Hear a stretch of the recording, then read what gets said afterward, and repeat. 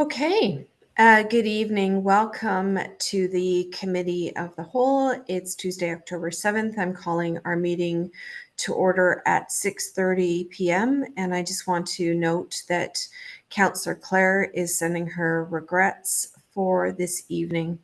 We're going to start with a moment of silent reflection. Please join me in a moment of silence.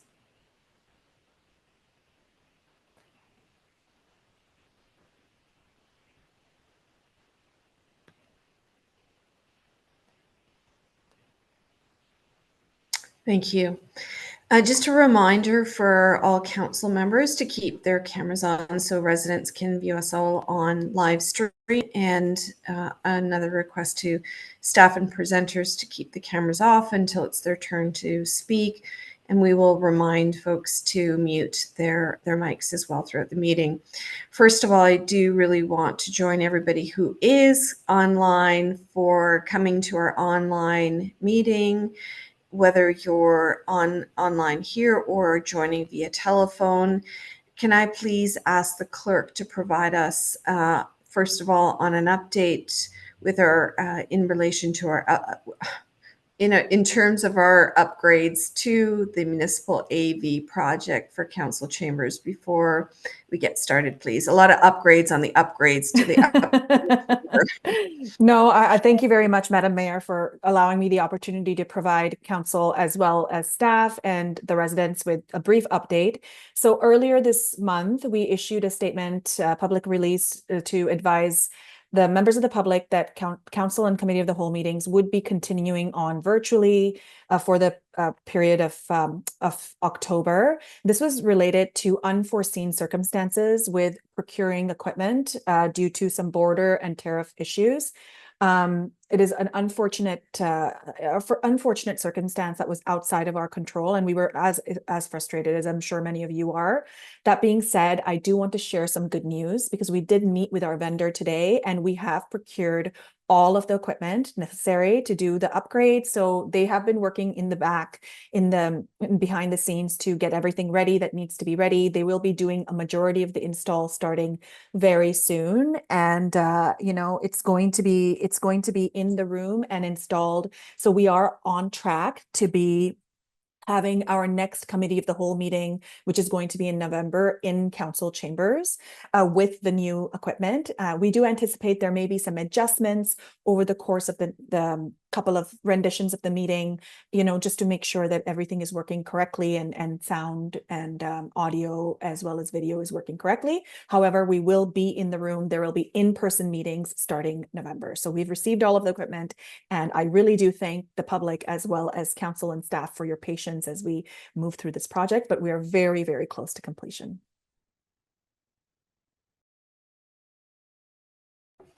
Thank you for that update. Much appreciated. And yes, the challenges of procurement and border challenges in particular in the moment, and also challenges of what happens when things aren't made or manufactured in Canada. So I appreciate the update, and I appreciate all the work that's being done to troubleshoot all of the bottlenecks and delayed. So obviously, we are going to be continuing on, as you noted, with the virtual meetings for the month of October, but we will, as much as possible, encourage community engagement through the means that we have from the public during, for example, question period and instructions tonight on how to participate have been provided on the agenda. So please take a look at those. And when the time comes, we'll go through those instructions again, and the clerk will help guide us through that process.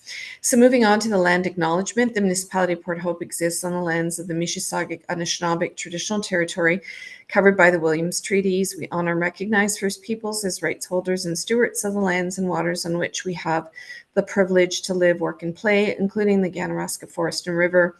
We pay respect to elders past, present, and emerging. We commit to actions towards truth and reconciliation by recognizing the United Nations Declaration on the Rights of Indigenous Peoples, strengthening ties with First Nations, Métis, and Inuit peoples, especially those who make their home in Port Hope, and learning from Indigenous ways of knowing and being. We do so by recognizing the past and working towards a shared future. Are there any disclosures of pecuniary interest among council? I note that none were received prior to this evening. Seeing none, we'll move on to item 3. We have no correspondence for this evening. We're moving on to items for consideration, starting with agenda item 4.1, presentation by George Kalakis, Board Chair, Port Hope Police Services Board regarding the 2026 police budget. So I'll ask George to please unmute themselves and share the screen and share yourself if that's possible.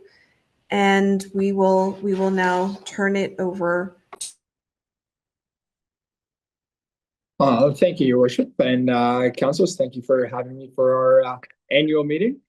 It's always a pleasure to see you, and thank you for taking the time on this Tuesday evening to go over some fun, exciting news that we have, I guess. We'll get started, and I'll have next page, please. Just a little breakdown of our agenda. I'm assuming everybody has had a chance to see what we're going to be talking about. So we can just get right into it, and we'll move to the next slide, please. And one more after that. Sorry, next slide, please. Yeah, perfect. Thank you. Perfect. Just want to share some, we just want to start off with some great news about our small little charming town. We've been getting a lot of exposure over the past couple of years, and that is a true testament of what we have all known for a number of years. So we knew that this was going to come at some point, and we as Port Hopians or Port Hopers definitely take more pride into our town, and we just want to keep striving, and we want to continue it striving. And we, as the Police Service Board, we want to keep up with those times, because obviously with more tourism, with more people moving to our area, the expectations and demands increase as well. So we are trying to do our best to ensure that adequate and effective police. That's ultimately what our goal is. So just want to share some good news of what Port Hope is and how we are. And obviously in 2023 that we are ranked second safest community in Ontario. Obviously, that's great news, and a true testament of the policing of keeping our community safe. So, next slide, please. We continue to work with the community. Our officers are still engaged with school presentations, the youth engagement, and we have the youth hub coming soon as well. So we are always staying ahead, and our officers are staying ahead of what the trends may be down the road, and putting in and installing policing, and what is right, what is wrong starts from a younger age. So we definitely are trying to stay on top of that and engaging with our local schools and high schools to ensure that we have a safe community for the years to come. Also, we know that the seniors can be impacted with scams. They're constantly out there. So our team, and obviously, Officer Staples is a huge advocate for connecting with the community and doing as much. I don't even know how she does it all, to reach out and hit all those sides of being involved in the community and trying to tackle the safety from a younger age. Next slide, please. Some of the stats that we're presenting. Last year, 2024, we had 6,391 calls to service. This year, obviously, we still have a couple more months to go, but knock on wood, the projection is around just a little bit over 7,000. So obviously, a little bit of an increase, but that kind of comes along with the demands of our community, with the growth in the population, et cetera, there. We still maintain there's 5 members on the police board plus 1 administrative assistant. Obviously, we know our chief and inspector, and we have 1 staff sergeant presently, 29 officers full-time, 2 part-time officers. They're more so come and help out just to offset those extra hours of saving on overtime, and just kind of alleviating our officers to fill in when needed. So that's a great addition. and they always come from experience. So we don't have to worry necessarily about training beyond. We have 6 full-time civilians and one part-time civilian, and we have our screening business that you're well aware of, with 3 full-time civilians and 8 casual civilians, which is in charge of our screening department there, that we'll talk a little bit about a little bit further down. Next slide, please. We'll get into our department updates a little bit. Next slide, please. This year we had the retirement of Inspector Andrews. So we've had to replace that position, and I really hope you have had a chance to meet new Inspector Ashley. She has been absolutely amazing to deal with, and has brought a lot of her knowledge and experience from the OPP to our community and just to the organization side of our service. So we're very thankful to have her on board, and it's been going well. We look forward to continue working with her. We've had an auxiliary constable promoted to auxiliary sergeant, just to manage a little bit more of the auxiliary program that we offer. Mental health, we know that's how important that is, and maintaining our officers are in that mindset to keep going and offering, enjoying being here and putting out the best work that they can to keep doing what they're doing. Grants has been a big part. We'll get into that a little bit further down as well. We've been quite successful with acquiring some of the grants. For 2025 is a little bit over $200,000, which that helps with a lot of the costs and avoids cost to the extra levy there. So, but our team is continuing to work, and we've created some partnerships with other services just to how to improve our chances of earning and hitting the goals of some of the grant writing. Our equipment, always we have to stay on top of it, especially in the cruisers. Our officers are definitely putting a lot of miles and kilometers on them. So it's one of those unfortunate expenses. We're pretty much averaging almost a cruiser almost every year, just to keep up with the maintenance of it. And one big thing for this year was also modernizing our phone system. It was definitely I don't want to say it was like quality for a museum yet, but we definitely needed a few upgrades just to make it safer and make the connection even within the building itself. Was one of the requirement that was much needed. I'll take next slide, please. On the other hand, some of the challenges, the Community Safety Policing Act is always coming up with new regulations that we need to maintain. So obviously that is one of the hurdles that we kind of go along the way. Usually there's unexpected costs that kind of tie in with that. However, our approach to our hiring has shifted a little bit, and we have been hiring some experienced officers that are coming in from surrounding communities or other services, much larger services, and they already have a lot of the training. So we have been cutting back on training new officers. That has been affecting obviously the cost. We don't have those expenses anymore. So right now we have minimized the training right down to what we're forced and passed on that we need to do for the officers that we really can. Keeping up with your equipment and obviously our staffing. Right now we are in a great shape. We've had 90% of our officers are back in full duties, and that is, we're great to have them all, and that keeps our service running. And I kind of mentioned a little bit already just about the grants.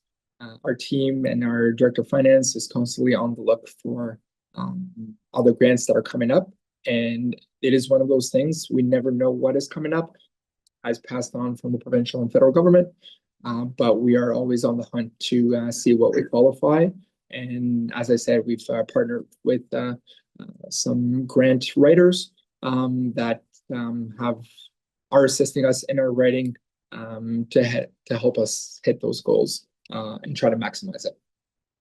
And then regarding our screening business, that has been ongoing for a number of years, and we have been making slow and steady progression into growing that. We don't want, that's not ultimately what our direct focus is. It is more of a side business, if you may, to help offset some of our expenses with capital projects, and also contributing to money to the reserve and the employee benefits reserve, which we don't have. So again, it's been at least 7 years that I've been part of the board. Any capital projects has all been kind of coming from the screening business. So obviously those were not costs to the taxpayer itself. Next slide, please.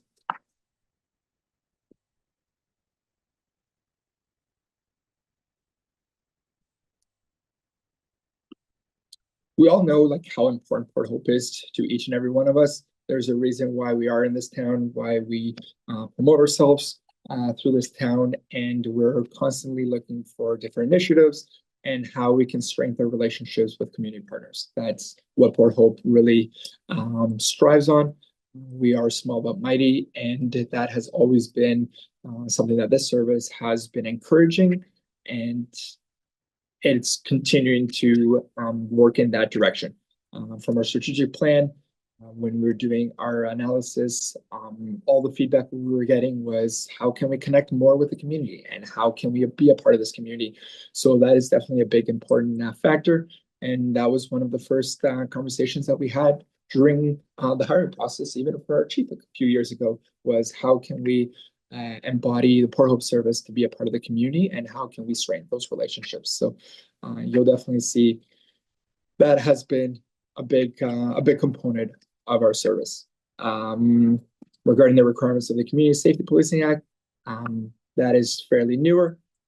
So we are kind of adapting to what is passed on from higher up and working along to meet those requirements. Increase the safety and visibility in the community. I think we've all seen officers walking the streets, doing the foot patrols. Cruisers are more present now, and that is something that our operating team has created consistency and created or mainstreamed some of the things in order to allow officers to be spending more time on the roads rather than back in the office, whether it's the ticket writing, whether it's different cases. We have streamlined a lot of those services and made them easier, so the officers are spending more time out on the streets where we want them to be and showing that presence. And obviously a big part is maintaining that member wellness. We have members from MHERT that are continuously coming into the station to make sure that everybody's well equipped mentally to continue pursuing their career. Some of the strategic goals are listed there. That's the feedback that we're getting when we did our strategic plan, and our services continuing to hit each and every component of making sure that we're doing collaborative community safety, core policing, operational efficiencies, keeping relationships with the people, and obviously the information technology and physical infrastructure. So those are what we are based on, and those are the goals and improvements that we're always striving of where we can get better. And next slide, please. One more slide, please. The main reasons that are driving the finances of our service, collective agreements, part-time policing, WSIB conversations, the debenture payment, our screening business growth, employee future benefits, and storage closets into our offices. So these are ways of how we're trying to maximize the budget that we have and given in order to maintain that adequate and effective policing. We know policing is expensive. I think we've all had a chance to see what OPP is charging these days. So unfortunately, our officers are close in line with that. With that, though, we get small town community policing.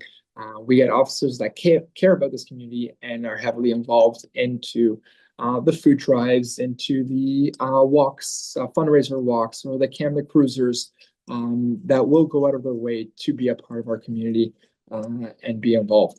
Obviously, with our growing service, we are trying to maximize the building as much as possible, and that's where that previously, when the building was built 10 years ago or so, maybe a little bit more, we had these storage areas. Now they're being utilized. It's for officers have turned into offices for the growing demands that our service is requiring. One big expense is also our debenture that we as a service are paying for our mortgage or for our own building, unlike other municipal buildings. So that's about $160,000 out of the budget that goes dedicated strictly just for that. Plus our operatings of maintaining the lawn, of paying our rent, or making sure our HVAC unit is operating. Those are all expenses that are coming out of this budget. And then just for our screening, slow and steady wins the race, and that's what we have been doing. We have been shifting people's offices, moving things around, creating space, just to maintain that growth. Could we grow that more? Yes. However, we don't want that to have any negative repercussions to our service. We're the Port Hope Police Service, and our number one goal is offering and protecting our community with adequate and effective policing. So we are still growing that business. However, our main goal is the community that we provide that safety to. Next slide, please. So the ask for 2026 is $8,425,402. However, we have some funding sources coming in this coming year with user fees. So that is from local police checks or paid duties of officers that our officers get hired out from the municipality or for other agencies in order to provide their services. So that was just a little bit over $71,000. For government grants, we have coming in a little bit over $230,000. Again, as you see, there's some great funding that is coming in, and our team is continuously looking into other grants that we may qualify and apply for. And then we have another $10,000 or a little bit over $10,000 coming in from community partners through donations or through hosting training for other services. So we are always looking into alternative options of where we can generate more funding just to save any cost to the taxpayer. So with that being said, the new updated tax requirement is $8,112,203, or $8,112,203 to help us operate the service for the ensuing year. And that's comparable to our last year, which was a little bit under $1 million less than that. The big difference between those two, roughly about $1 million, is salary driven. We have about a little bit over $800,000 that is salary driven. That comes from the collective agreement that was predetermined, and that number might seem a little bit higher because we have the 2025. There was it was under budgeted for the salary for 2025, so that is catching up for 2025, and then that also applies for 2026. Next slide, please. Just a quick little breakdown of what the government grants are for 2026. We have $84,000 coming in from the community safety and policing, $62,000 from another community provincial policing act or policing community safety policing grant. $47,000 is from proceeds from crime from frontline office or policing. $14,000 is from RIDE. $9,000 is from court security and prisoner transportation. $8,000 is from Criminal Intelligence and Service Ontario, and then $7,000 is from Ontario Provincial Police. So that just kind of gives you a small breakdown of where that $230,000 came from. As you can see, there's a wide range of different sources. And again, our team is working hard to, or they're always keeping an eye open to see any other grants that become available to the province. And by partnering with another local agent or a police accelerator, we are looking on how we can capitalize on more grants just to see if we can A, qualify, but B, have better writing proposals to secure more funding. Next slide, please. We had some changes, which is one of the grants there, the 69K. And back to what I was saying, just where the extra increase, what drives it. You have 833,000 in salaries and benefits. 107,000 was the extra OPP fees for the ensuing year.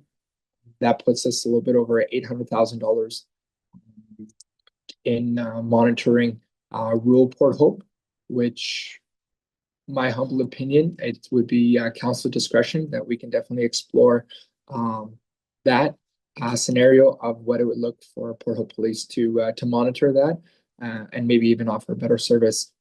With all due respect to OPP, I humbly think that we might be able to come in at a better price point and then what OPP is charging us for better policing. And then 43,000 is required training that the Police Act forwards down, and that is pure mandatory from the Act. Again, going back to some of our latest recruits have been experienced officers coming in from much larger services, and they have a lot of the training that Port Hope doesn't have, but probably wouldn't even afford or we wouldn't want to put forward because of the cost of them. So we are hiring some well-skilled individuals joining our team that are coming with a lot of knowledge, a lot of experience that are bringing this not only to officers that don't have some of that skill set and knowledge, but also to our community. And they're leading things on ways of how we can be more resourceful or bringing connections with other services on where we can save any costs by working with other services. So we are really ahead of that. And many of you may have met some of the officers. You'll see them walking the streets and they're truly pleased to be part of Port Hope and leaving busier services to come to our town and be surrounded by a community that loves the police. And that brings even more, so much more excitement on their half to want to do a better job and embody being part of Port Hope. Next slide, please. This is a little breakdown of what our capital budget. So this all comes from the screening services that we have in-house. And these are expenses that are not costing the taxpayer. They are strictly coming from the screening. As I said, we average a cruiser once a year. Obviously, this cost has gone up. It used to be ranging around the 70 to 75,000. Unfortunately, vehicles have gone more expensive, tariffs, etc. You are well aware of. In-car cameras, those are just upgrades that our cruisers need. And our team is looking into finding the cheapest options. And we work with a buying group to ensure that we are getting the cheapest product, not cheapest as in like quality wise, but the most cost effective products that we can for our products. For this coming year, we want to upgrade our website to make it a little bit more user-friendly, have our agendas, make it more user-friendly to provide our services in a bigger picture and just easier for the public to access.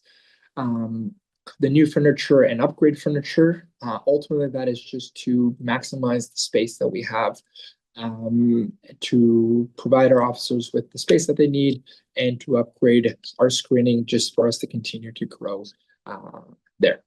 Our HVAC system, if you've ever been to the station, we have our hot days and cold days. So it'd be nice to upgrade that to a unit that works properly and we don't have meetings in 2-degree weathers in the middle of the summer. And then our $100,000 contingent capital project, that is a fund that again comes from the reserve, and that is for unexpected issues that might be coming along the year. Like for instance, last year we had to upgrade cameras within the building. That was an extra $20,000 cost, if I remember correctly. So those are just like small things, not meaning that we're going to be using that $100,000. It is only on a need basis for expenses that upgrades that we ultimately really need to do. So that's something that probably will be maintained consistent throughout the next years, and maybe topped up depending if anything of that is utilized. So yeah, so that's $318,000 for what our plan is for the ensuing year. But again, that's all coming from expenses. I mean, coming from the screening reserve. Next slide, please. And that's basically the summary of where we stand. Again, the ask is a little bit over $8.1 million. We aren't changing anything to our service. We're not hiring any new officers. Hopefully the chief is planning on sticking around for a little while, and I say it as he's nearby. But we have hired the new inspector, and our team is well positioned to provide the service that we feel is required for the ensuing year as is, pending no unforeseen circumstances. And next slide, please. And that will conclude my presentation. I'm free to have any questions, and thank you for taking the time to listen to me.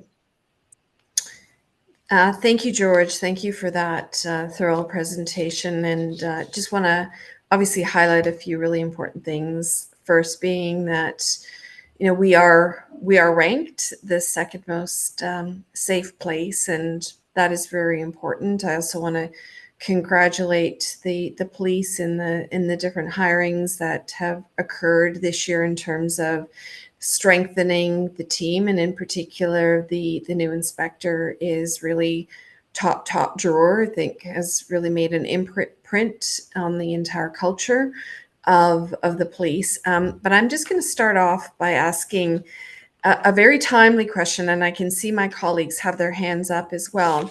And that is that it was brought to my attention today that the Solicitor General of Ontario has capped OPP budget increases to 11%. And so I just wanted to ask you about that in light of the comment you made earlier about OPP costs and value for money, and also ultimately where this is landing in terms of an ask for a budget increase. So wonder if you have any responses to that. Yep, certainly. So at the time, we didn't know what the OPP increase was going to be. So we went based off of what last year's increase was, and that was a 15% increase.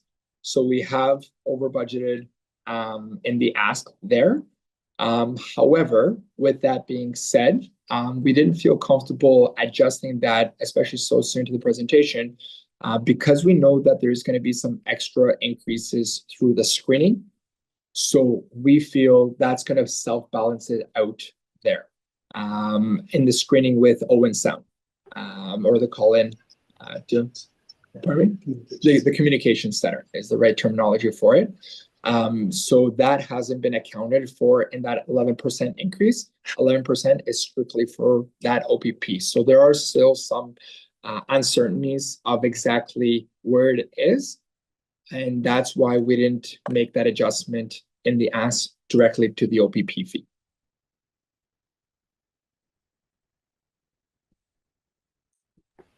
Yes, and I appreciate that. I think I was just more about actually saying if that's the cap that has been determined for the OPP, is that not a good guidepost for not only the OPP, but other increases in policing. But I'm going to turn it over to my colleagues now. And I think the order was Councillor Adam, followed by Councillor Todd. So over to you, Councillor Adam.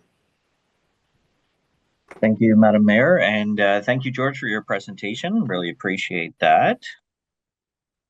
So I'm just pulling up. Sorry, I have to keep tabbing out on everything here. So, okay. So first off, yeah, thank you for your presentation. Wonderful presentation. It's always nice to see you too. I've had the great opportunity on the weekend that I got to do a ride along with a couple of the officers. So Constable Boot as well as Acting Sergeant Higgins, and I must say, incredible people. You know, they're very professional. They do a great job, and they're true leaders too. Every single call that you go to, they have to step up and they have to be a leader in the situation. And everybody's looking at them for all of the answers, basically. Yep. So I have so kudos to the Port Hope Police Service for that. So I have a couple of questions. The first one's going to tie into what Madam Mayor just asked about the OPP. So even if it's at 11%, do we know why? Are they having an increase in service? What is driving their 11% up? So I'll let you answer that one first. Yep. Primarily it's salary. OPP is the highest paid policing in the province. They have great benefits.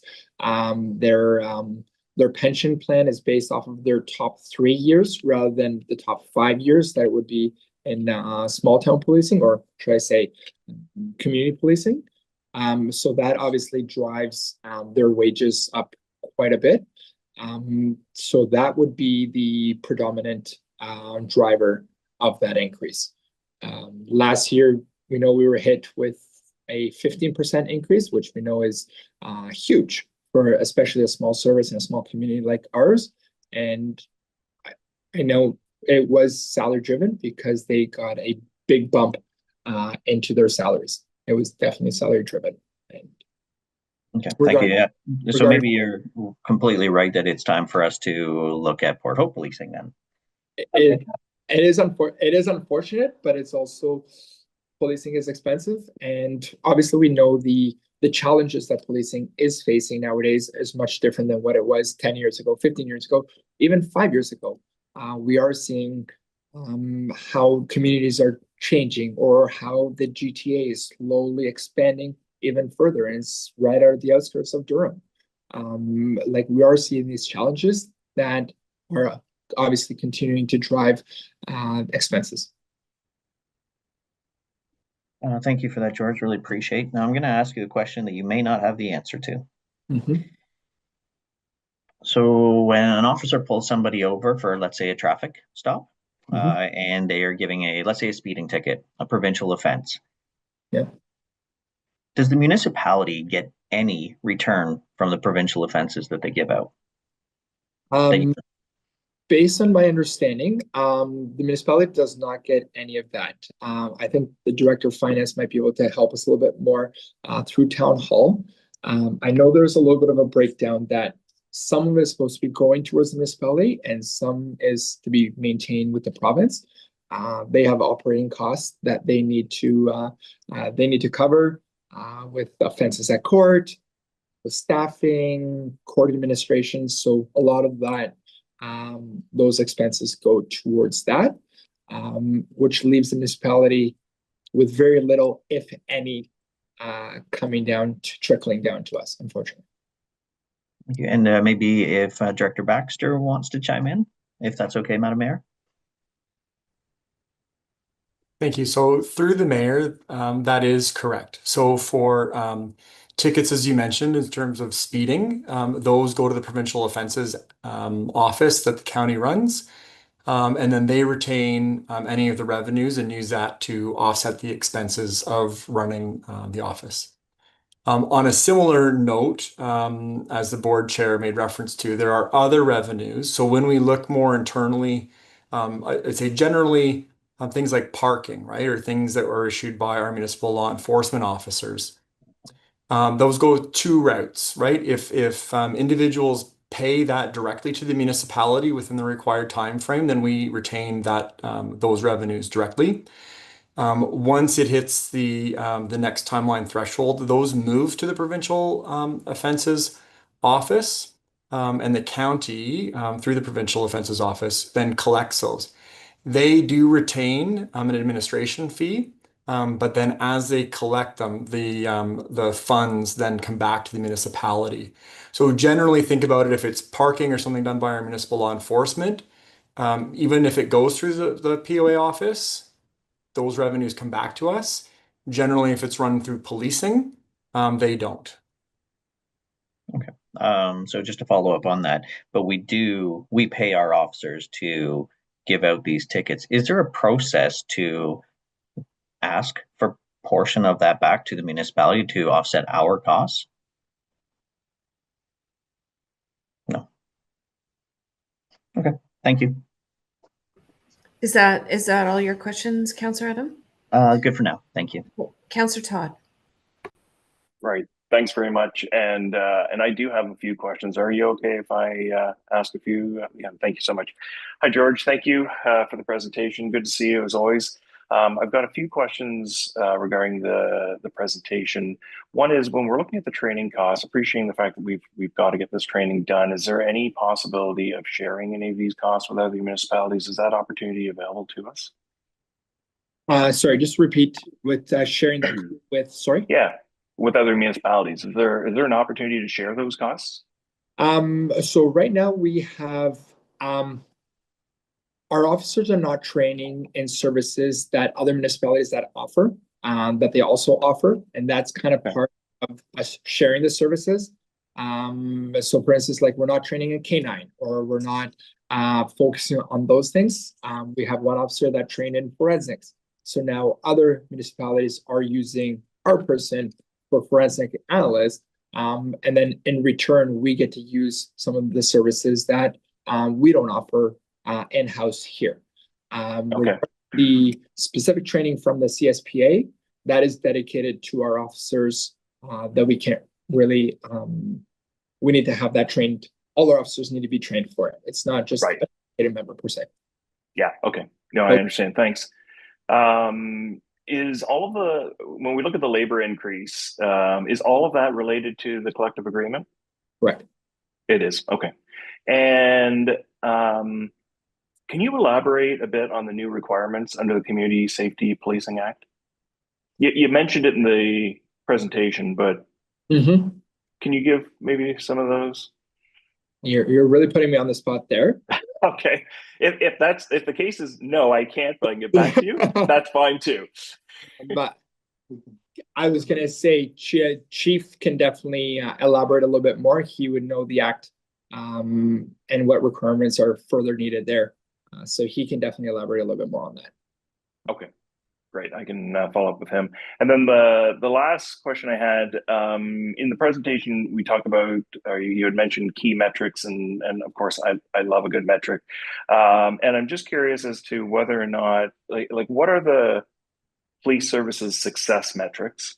And where would community necessarily go to see those metrics and how they're making progress, just so they know that I appreciate the anecdotal goodness that the police services do in town, and you can't argue with that, but just to have those metrics available and demonstrate that, yeah, we are actually moving the needles, and this is what we are looking at to demonstrate success. Right. I think that is something that the province keeps track of and puts out. I believe that was something that we would possibly, Stats Canada has those metrics. So Okay. That's where the main driver would be. And I think that's something that we are hoping to embody more with the new website, is having these articles features a little bit more easily and readily available, that the general public could have better access to. Okay, and but assume, like, I'm making a big assumption here, that if they are available, police services is tracking them themselves to see whether or not they're being successful, not just, yeah, okay. So the metrics are available through police services? For sure. Okay, thanks. And I would say, when we do budget next year, I would love to see some of those success metrics baked into the presentation, if I could just make a plug there. Okay. Great, thank you. Thank you, Councillor Todd. Councillor Less. Thank you, and Todd, some great questions on that. It just triggered my Google thing here at home, so I'm sorry. But yes, the CSI, the crime severity index is one metric that we use, and the other one is on a monthly basis. We are reported by all categories and severity of different incidents and crimes. So we have quite a bit of statistics as to what we're facing and how we're dealing with it, number of complaints, etc. So those are available. Councillor Les, your connection does not seem to be very strong. I think we're having a bit of a hard time hearing you. Can you hear me now? It's a little bit better. Maybe if you can speak really loudly and slowly, we'll catch the essence of your questions or your comments. Okay, I've got my volume turned up as high as it can go. Our complement of 29 full-time officers. Councillor Les, I think maybe I'm going to turn to the clerk at the moment. Would it be okay if Councillor Les turned off his camera just so that we could hear his questions more clearly? Because I think he has something very important to share with us. Yeah, absolutely, Madam Mayor. I think that's perfectly fine. Councillor Andrews, you can also choose to leave the meeting and then return back if the connection does not get better. But my advice definitely would be to turn off your camera, ask the question first. Okay, so can you hear me now? It's a little bit better now. Okay, so we have 29 full-time officers at any point in time. 20% of them are on maternity, WSIB, or illness. And this affects the on-street presence of the number of officers that we have out there. Now, we have no control over the WSIB and how that's monitored. It's way beyond our capacity, but we pay for it in two ways. We pay for it in supplementing the income of those officers that are off, and secondly, we have to replace those officers with either full, part-time, or overtime, and that's an extra cost added to us. So we're providing a very high level of service with perhaps not a full complement of officers. 90% of our budget goes to wages and benefits, but on top of that, we pay for our own debenture, and that's, as our chair said, about $160,000. We contribute $100,000 a year to the unfunded benefit program for our officers, which no other department does. And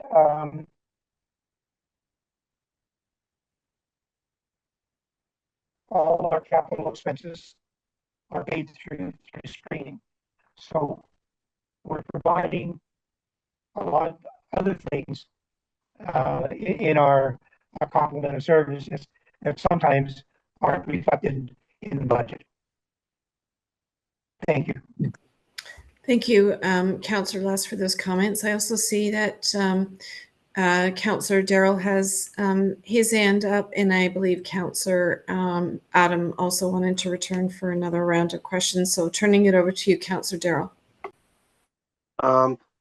Yeah, so the question I have just revolves also around labor, and Councillor Les might have touched on it a little bit. How do we arrive at 29 officers? Is it formula driven, or is it because we have some off?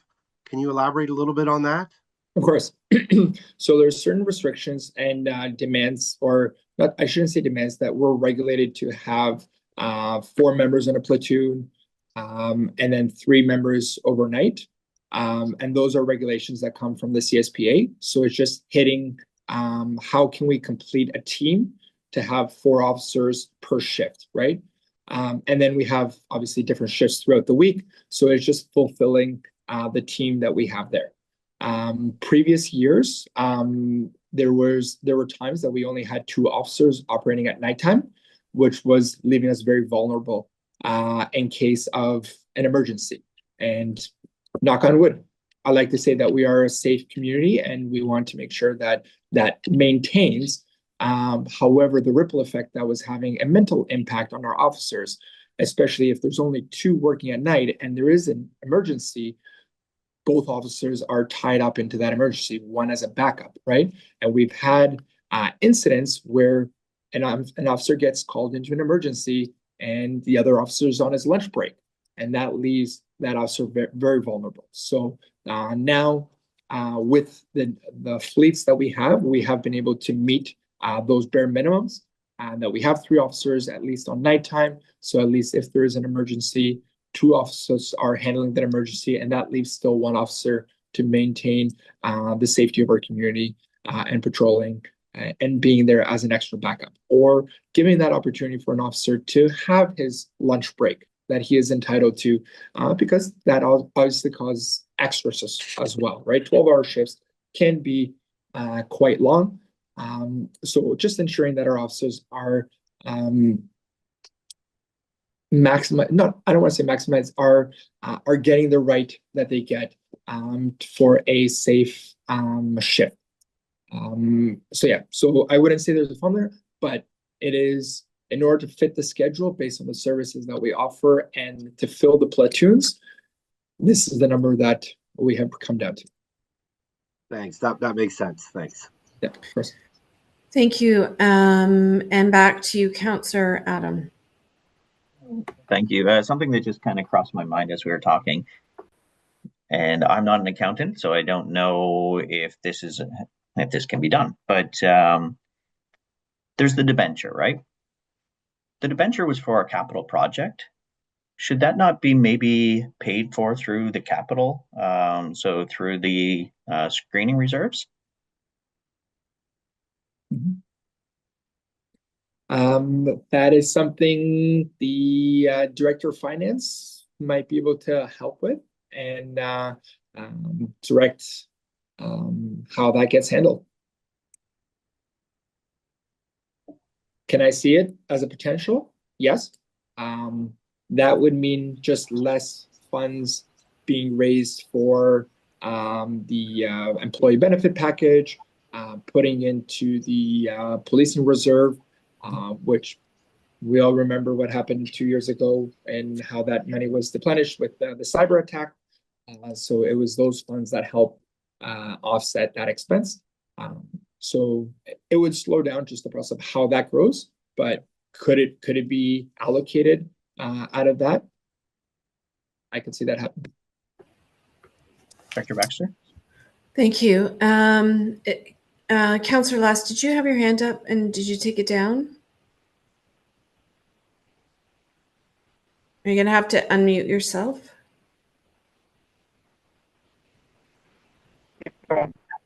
Director Baxter. I think you're gonna have to turn your camera off again so we can hear you.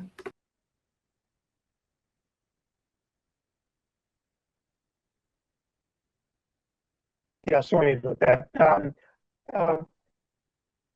I would hesitate to use screening to retire a debenture that should really be on the municipality. It's not our building.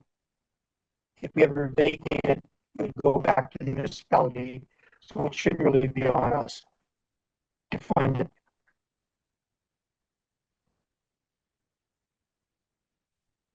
I think I'm trying to piece what Councillor Andrews was saying was. I think he was anything was saying that the happening. debenture is really you know in some ways a municipal responsibility, because if the building was vacated, it would go back to the municipality, and currently the debenture payments are coming out of reserve that is funded by the screening business.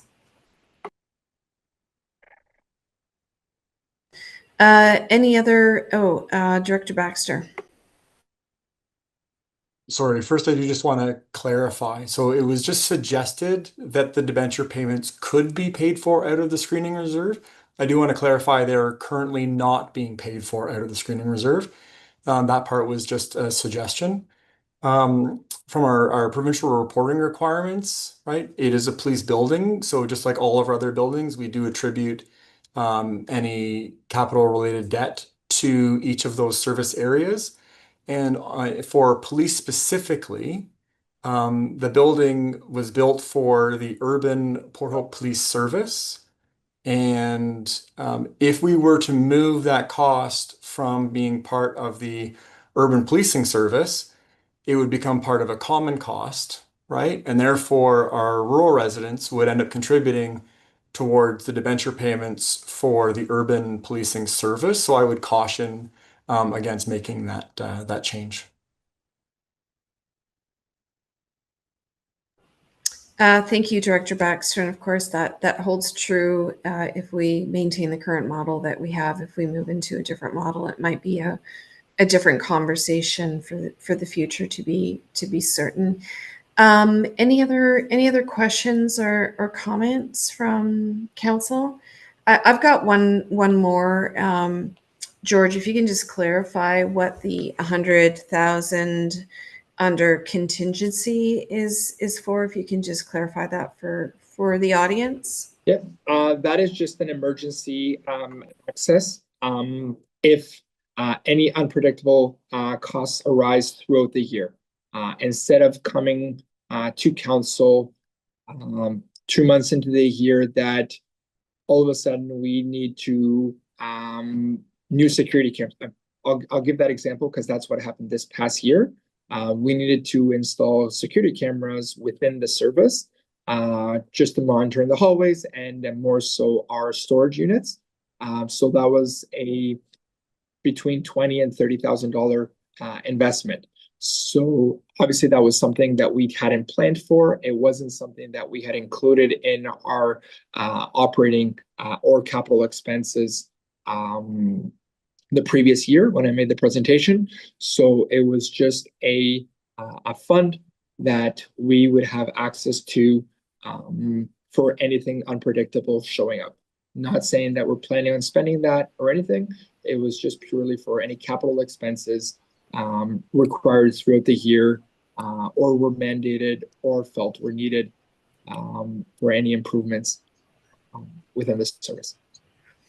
Okay, thank you for that. And then my last question dovetails a little bit with what Councillor Darrell was asking earlier, and that is in regards to the current staff composition, the numbers, the challenges of having folks on maternity leave and WSIB. And so I guess two questions. One is, what is the ability to pivot for when and if folks return from maternity or from WSIB in terms of the staff composition? Can we expand and retract in ways that could realize some cost savings? And secondarily, is the current composition, is there any ability to reduce that current composition now without compromising the ability to have the platoons in place that are required by legislation? So those are two separate but related questions. Mm-hmm. Right now, I would say we are doing very well service-wise. We're at 10% that are officers that are off right now, which is on the lower side of what is found province-wide. Usually it's closer to 20% of officers are off on WSIB. Our negotiating team regarding the contract negotiations is trying to strive on instilling a contract in place that would benefit both officers and the taxpayer, and how to offset long-term expenses of members being off on WSIB. So those are some of the discussions that are being had behind the scenes during our contract and labor negotiations. Regarding officers coming back from WSIB, our chief and our senior team, should I say, is doing a great job of placing those officers to be effective and still be contributing to the service, whether it's with bookkeeping or organizing any cases and ticketing, and doing so. They're doing meaningful work that is helping the service that somebody else would have to be doing. And then it also helps with those officers coming back. it would help with offsetting overtime. So right now, if my memory serves me right, we're paying a little bit over 250,000, close to $300,000 in overtime throughout the year. So by those officers coming back, it would help reduce the overtime expense or the overtime line, plus also the mental burden of officers overworking themselves in order to make our platoons full and ensuring that we are still providing the service that our community deserves. Besides that, if our service was to grow and to monitor further region than what urban Port Hope is, we would have to look at that and make the appropriate choice of looking at what our team is currently and see what further hiring would be required in that case. But I like to think that our officers currently, we're maximizing their potential and maximizing their hours that we can, and making sure they're doing meaningful work and maintaining a good state of mind. Thanks, George. I'm just going to push you again a little bit on that last piece. So, taking out of the equation at the moment the potential for growth, which I know may come up for a discussion in the future, but right now, can we meet our safety requirements with a smaller staff composition? I don't believe so.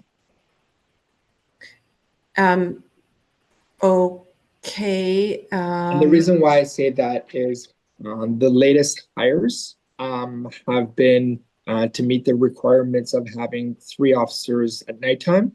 Previous years, we did have only 2. So that is a requirement passed on that we need to have 3 members per platoon at night. Is there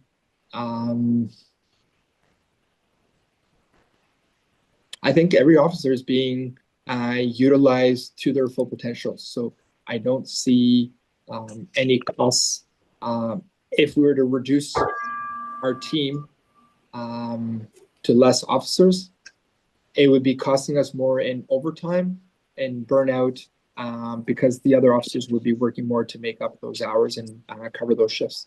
Yeah, no, and I appreciate that. And I'm sure that there's probably members in the public that would want the answer to this question. So I'm going to ask it because I think it's important for part of, our discussion on this. If the argument is that we are on par with the OPP, then how is it that it holds that a 13% increase is a request for 13% increase is coming in when OPP is being capped at 11%, especially if we are hiring fully trained folks with a lot of experience? That's right. Yeah. 2026, 5. For 2025. Right. Sorry, I have a chief here that's feeding me some stats and information here to it. That is being you are right to the point that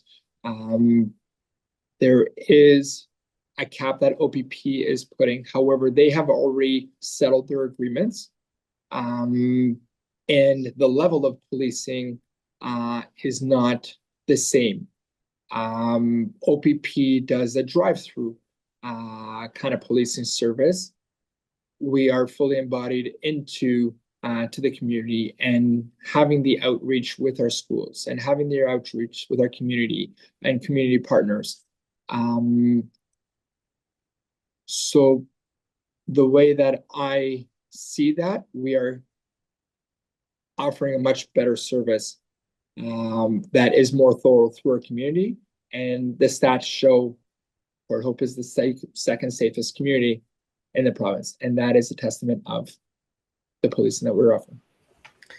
Thank you, George. And I'm not sure who is in order, if it was Councillor Less or Councillor okay, it was Councillor Less next, so it'll be Councillor Less, followed by Councillor Adam. Councillor Less, turning it over to you. Okay, I have a motion I'd like to make, and since you can't hear me, I'll have Sharishma put it up on the screen.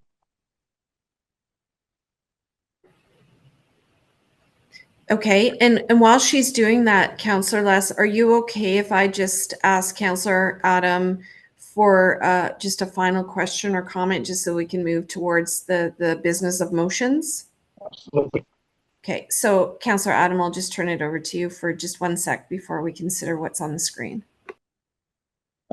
Wonderful. Well, thank you. I appreciate that. Well, actually, I was going to put forth a motion that might actually tie in with this. So maybe we just read this first and maybe we can make an amendment to bring it all together. Okay, very good. So we do have a motion in the screen put forward by Councillor Andrew that the presentation regarding the 2026 police budget be received for information, and that the police chief and police services board be directed to bring back further information to council regarding timelines, resource and capital implications, as well as financial considerations for taking over rural policing in Port Hope by, and then the date remains blank. Okay, so this is the starting place. Do we have a seconder for this motion? And I'm sorry, I don't see everybody currently on the screen, but I do see Councillor Adam has a hand up to second this motion. So now we can open it up for discussion. So I'm assuming, Councillor Adam, you would like to discuss it. Sure. I think that this is a good motion to get the information, at least to see where we're sitting. If the police service board is even able to do it, I was thinking about a motion. So I'm just going to read it out first, and then we'll see if we want to bring it together as a friendly amendment to this potentially. That council directs the Port Hope Police Service Board, in consultation with the CAO and the municipal finance staff, to identify and implement additional savings to reduce the 2026 budget, and report back to council with the proposed adjustments no later than the next committee of the whole, which is November 4th, 2025, and then this could be part of that presentation. Okay, thank you, Councillor Adam. Just over to the clerk for a moment. In terms of process here, do we want to be? I mean, this feels like potentially a bit more than a friendly amendment, but I'd like some direction from you on whether or not this still falls under the category of a friendly amendment, or if we have to consider the motion on the floor at the moment first, and then move on to an alternative. So I'd like to get your expertise on that. Thank you very much, Madam Mayor. My recommendation to council would be to consider this motion, and then consider Councillor Pearson's motion separately. That being said, if you would like to consider both motions together, you absolutely would have the option to do so. However, it would require a formal amendment motion. So this motion that is on the floor currently would need to be amended by adding the additional language, which would require a mover and seconder as well. So. Okay, thank you to the clerk. So before we ponder that step, I see that Councillor Todd has his hand up, so I'm going to turn it over to Councillor Todd. Right, thanks very much. And something that for me, I would want this to be conditional on a service delivery review, so that we know exactly what we're looking at and how money would be done. And my understanding is we either haven't or typically don't do service delivery reviews on police services, but we have the ability to. So I think for council to make an informed decision, that review would need to be included. So I would just like some clarification on this point in terms of whether or not council has the ability to direct this level of intervention. I think we need some clarification on that before we move on.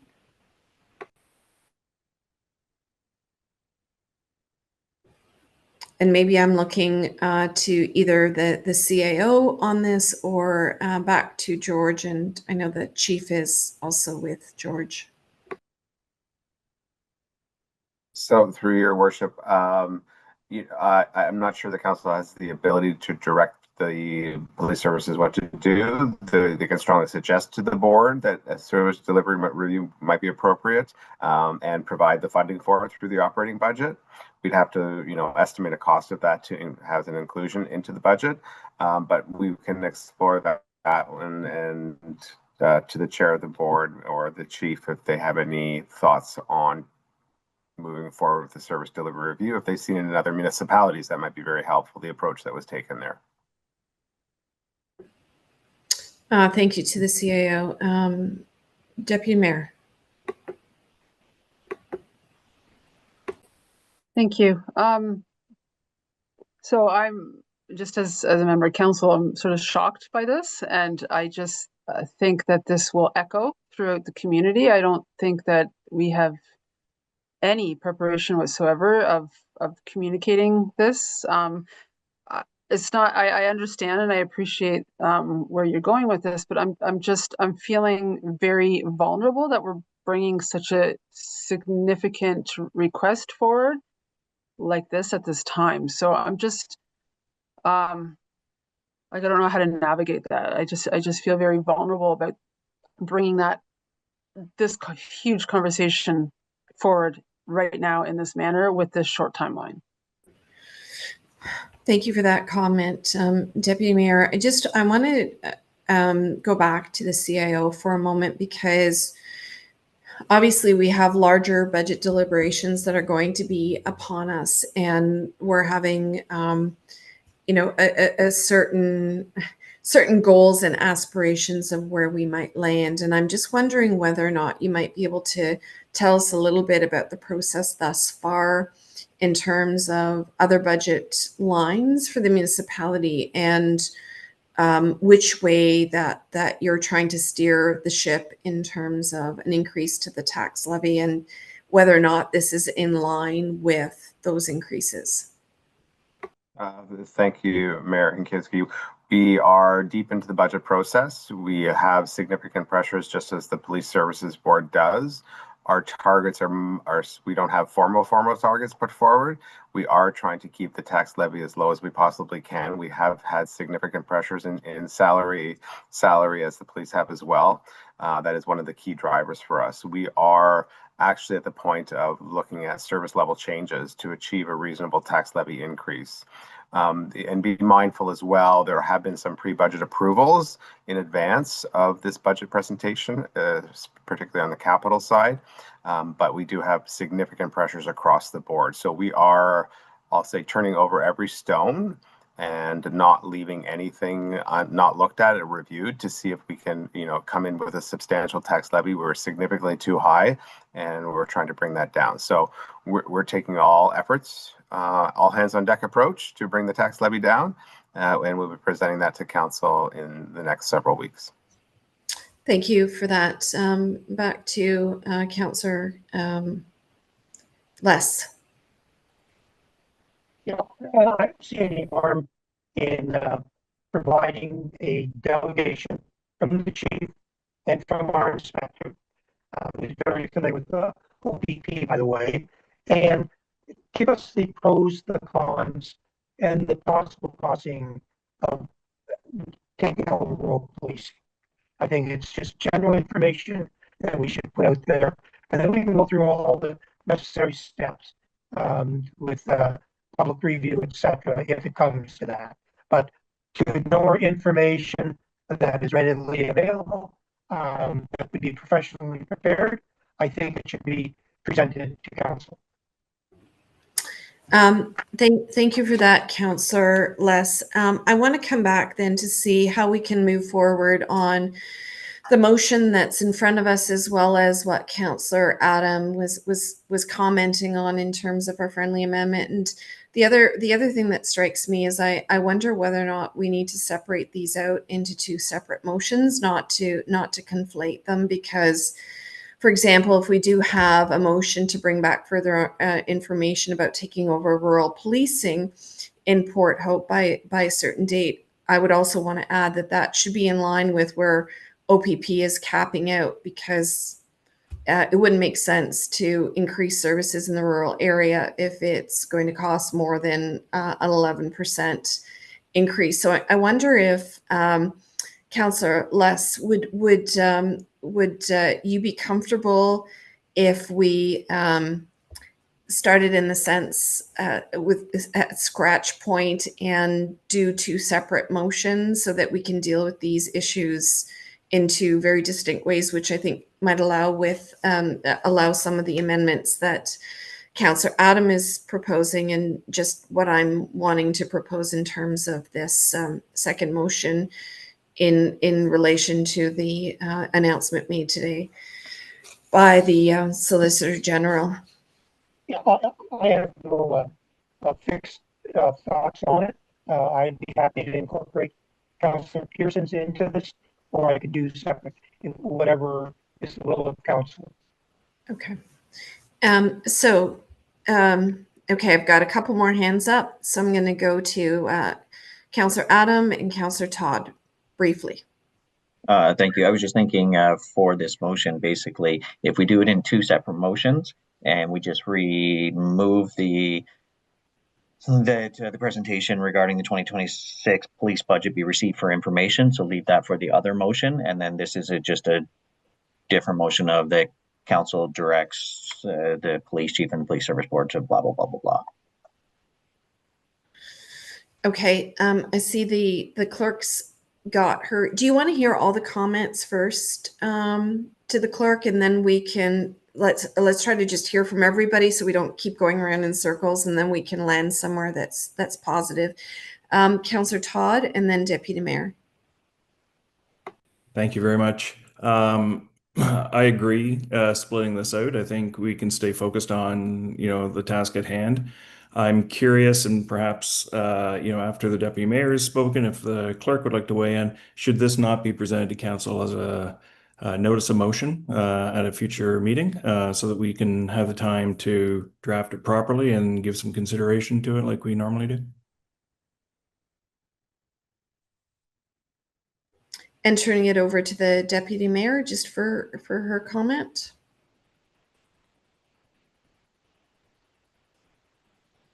Deputy Mayor. Sorry.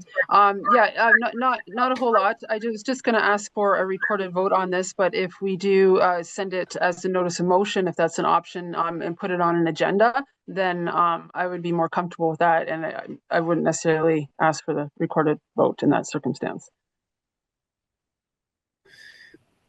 Okay, so with all of that input, back to the clerk, does it make sense for us to still separate this out? Do we have two separate motions that are brought forward? What would you suggest is just the most expedient way to deal with this, given the conversations around the table? So there's a few options that council has. The most expedient way would be to put forward a motion to divide. That would require a mover and a seconder. Then council could consider separately that the presentation be received for information. That would be the first motion that council would consider. The second motion then that council would consider would be the motion regarding bringing back this item as further information. If council wishes to do so, council could also withdraw this, or the mover and seconder could withdraw this portion of the motion and ask and then just say that it could be brought forward as a notice of motion at a future date. Okay, so let me start by then asking, would the mover and seconder of this be willing to remove this as it is from the table, and we can start with a different process and different steps in terms of dividing the two? I'd be okay with it. Councillor Adam? Yeah, I'd be okay with that too. Okay. So, Madam Mayor, if we're withdrawing the motion, then we can just we don't need to do a motion to divide. We can just bring forward the motion separately. Okay. So then we're starting back from from the draw from the at the very beginning. So Councillor Adam, did you want to put a motion forward? Yes, please. So I have a motion that council directs the Port Hope Police Service Board in consultation with the CAO and the municipal finance staff to identify and implement additional savings to reduce the 2026 budget and report back to council on the proposed adjustments no later than the next committee of the whole, which is November 4th, 2025. Okay, is there a seconder for that motion? I'm sorry, I can't see all of the hands around the table for this. Okay, Councillor Darrell has seconded that motion. Is there any further discussion around this? Okay, seeing none, all in favor? Okay, so that is carried. So moving on then to the second component of the original motion, Councillor Less, did you want to put that back up as a motion? Yes, I do. Okay, is there a seconder for that, the second component of that original motion as a standalone? I'm seeing Councillor Adam with his hand up. Any further discussion on this? Yes, the clerk wants to weigh in. I want to ask, because the motion that Councillor Andrews had put forward did not signify a date. So would Councillor Andrews just, if we could just clarify what date that would come forward as, I can include that and then share my screen. Okay, so we can clarify the date issue. Councillor Les, what date would you like to see there? November 4th. November 4th? Okay, and I would like to, if you're okay with this, a friendly amendment for this motion to reflect the announcement made today about the 11% cap on OPP, to make sure that that's somehow reflected in the report and presentation that come forward, so that we understand that it's at least on par with OPP costing or a cost savings for the municipality. Madam Mayor, I'm sorry, that would have to be an amendment to this motion, as there is already a mover and seconder. Okay, So is that, so the date is being filled in, so, okay, would the mover and seconder be amenable to that amendment? It would be a matter of course anyways in the costing. We would incorporate the actual cost as opposed to our estimate. Okay. Okay. Is if you know, there can be some you know, reflection on that or direction on that, I'm happy with this to stand as it is, and with that understanding that that should be reflected. I also have Councillor Darrell and Councillor Adam wanting to weigh in on this. So Councillor Darrell. Just a quick question regarding the rural policing. Maybe George or maybe the chief could chime in on this. Would we be looking at like a strict apples to apples comparison of like very similar to what the OPP provides now, or are we talking about like satellite office and a full-time officer? Like, is the service going to be on par or the same as we currently have? Thank you for that question, Councillor. I can answer that if you'd like. Sure, Councillor Less. The service would be much greater in terms of coverage. It would be 24/7. Would be the offices would still be located out of Fox Road, and we would put in the necessary communications equipment to make sure the cars are always within the appropriate distance. So it would be an enhanced service offering. Okay. I can re-say that as well. Just I know the echo was a little bit hard just on my end as well. So I'm assuming everybody witnessed the same. Based on our cost analysis that we have briefly touched up on, it would be a full dedicated officer and a dedicated cruiser would be in rural Port Hope. Right now, OPP is more on a on-demand basis service for rural if there's an emergency and 911 is called, right? Whereas from our discussions that we've had within the boardroom, it has been a dedicated officer to patrolling and monitoring rural Yeah. Port Hope. And I think we're getting into the weeds now of actually the content of what's going to be brought forward to us. So great question, Councillor Darrell. I think this is part of what is going to be brought forward. I also do hope that whatever is brought forward for information reflects not only the Port Hope Police Services Board representing our local policing, but also the OPP perspective on this as well. Councillor Adam. Thank you. So a couple of quick things. The first one is I'm under the assumption that this is just being brought to us potentially, if voted in favor on November 4th, just as information. We are not actually making this decision right now. This is just the police service board would be presenting it to us for information to then make a decision in the future off of it, maybe at that time or maybe in the future, whatever that may be. So just wanted that for clarification. Councillor Adam, I think that's the will of this council to make that determination once that information is brought forward, what we want to do with it. So I wouldn't be too concerned because we can make that decision at the council table. So we have the motion on the table. It's been moved by Councillor Less, seconded by Councillor Adam. Any other last questions, further discussion? If not, all in favor? Okay. I'm sorry, I'm not seeing from the clerk. Do we have, is that been carried? Madam Mayor, you have to ask all against as well. Okay, yeah, I'm not, but I'm not even seeing. So can you tell me who's for and it was I see Councillor Andrews as well as Councillor Pearson. Okay, and all against? Yeah, so Madam Mayor, the motion is defeated as the Deputy Mayor, Councillor Attridge, and Councillor Toms have voted against. Okay. Okay. So that is not carried. That is defeated. Thank you for that clarification to the clerk, because I don't see that information or couldn't see all the hands or all the boxes online. Okay, then.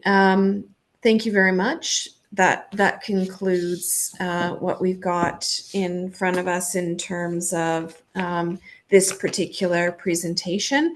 And at this point, we are going to take a brief 7-minute recess and we will reconvene. Thank you. Okay. All right, terrific. So moving on then, we're going on to 4.2, presentation by the Port Hope Racquet Club and report PRC 0625 year-round tennis facility at Town Park Recreation Center. And we would ask the presenter to come forward. Thank you. Yes. Hi, everyone. Hello, Madam Mayor. I'm Jillian Smith-Clark. I'm the president of the Port Hope Racquet Club, and I'm thrilled to be back here before council tonight with some great news and an update on our Raise the Dome project. Next slide. So just to quickly go over some of the project highlights, the project is to expand and repair the current courts that we have at 62 McCall Street, adding a 4th court and a dome, allowing for a year-round community tennis facility. It is going to be funded primarily through a grant from the Ontario government, which is something that I'll talk a little bit more about in a few minutes. The initial concept that we had was to put the dome up in the fall and that it would come down in the spring. We are now suggest keeping the dome in place year round. There's a number of reasons for that. There's financial and practical benefits and reasons to keep the dome up continuously. And public access will be to all courts will be available for all 4 seasons with dedicated free community hours in the summer. Next slide, please.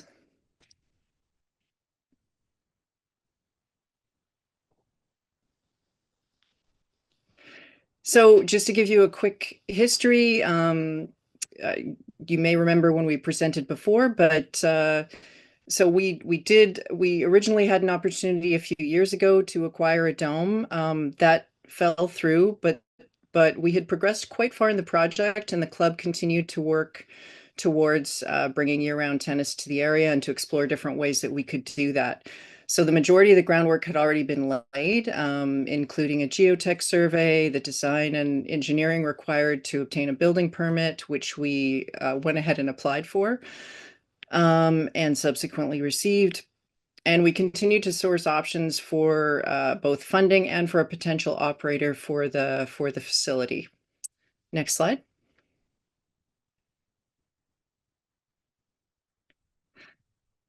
So last year, around a year ago, maybe a little bit earlier, we learned about a new grant from the Ontario government, the Community Sport Recreation Infrastructure Grant, which, as you probably know, is a $200 million capital funding program designed to revitalize existing community sport and recreation infrastructure and support construction of new facilities across the province.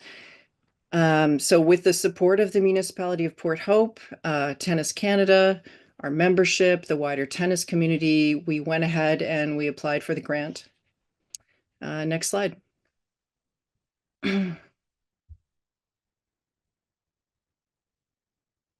We were absolutely thrilled to learn in late spring, at the end of May, that we had indeed been selected and our project was approved for funding.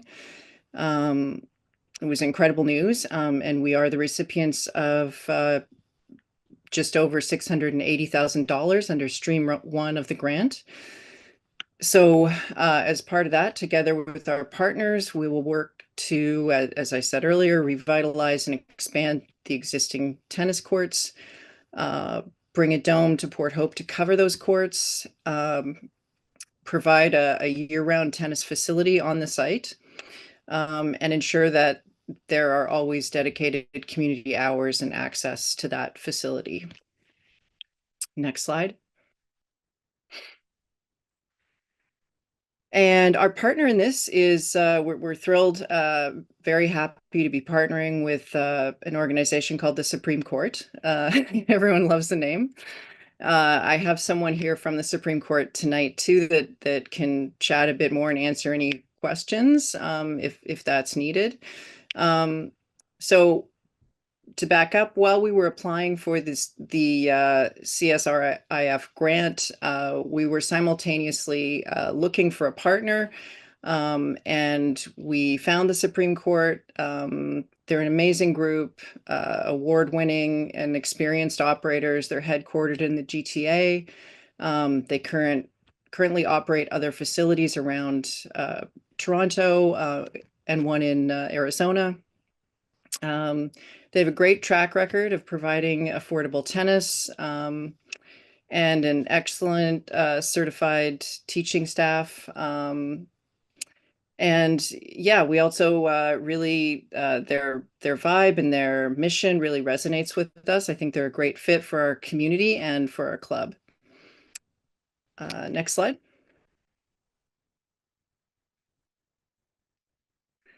So partner responsibilities and what we have developed a partnership agreement with the Supreme Court. And as part of that agreement, they are willing to provide the forecourt dome for use, together with all the necessary mechanical infrastructure and installation. They'll be responsible for all the costs associated with running and the maintenance of the dome. Hire the staff and the coaches, administrate and run our programming, and work in partnership with us and the municipality of Port Hope. And the Port Hope Racquet Club in this scenario will move more to a board of governance as opposed to a board of operations. But we will still, as I mentioned, be involved in oversight and working with the municipality and the Supreme Court together as a team. Next slide.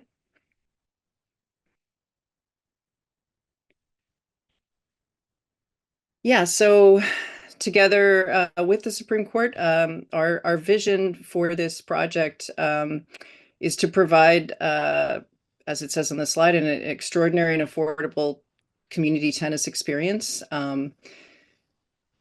including we want to reach out to everyone. We're not, just looking for or looking at competitive tennis players. We're looking at recreational players, club members, non-members, the whole community. And yes, we aim to reshape the cultural and historical perception of tennis by creating an unrivaled, fun, and professional atmosphere with a welcoming vibe. That kind of sums it up in a nutshell. Next slide.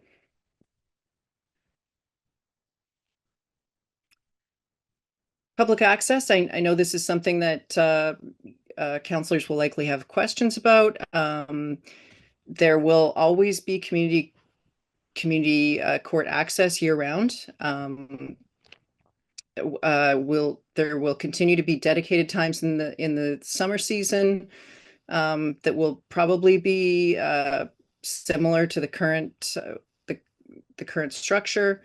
There will be some free access in the summer. There will be a court booking system, which will allow players to guarantee their time slot. And we will continue to run outreach programs and opportunities to run, try tennis clinics to introduce the sport to new people, increase the number of camps we offer for children and youth, and offer, employment and volunteer opportunities as well. Next slide.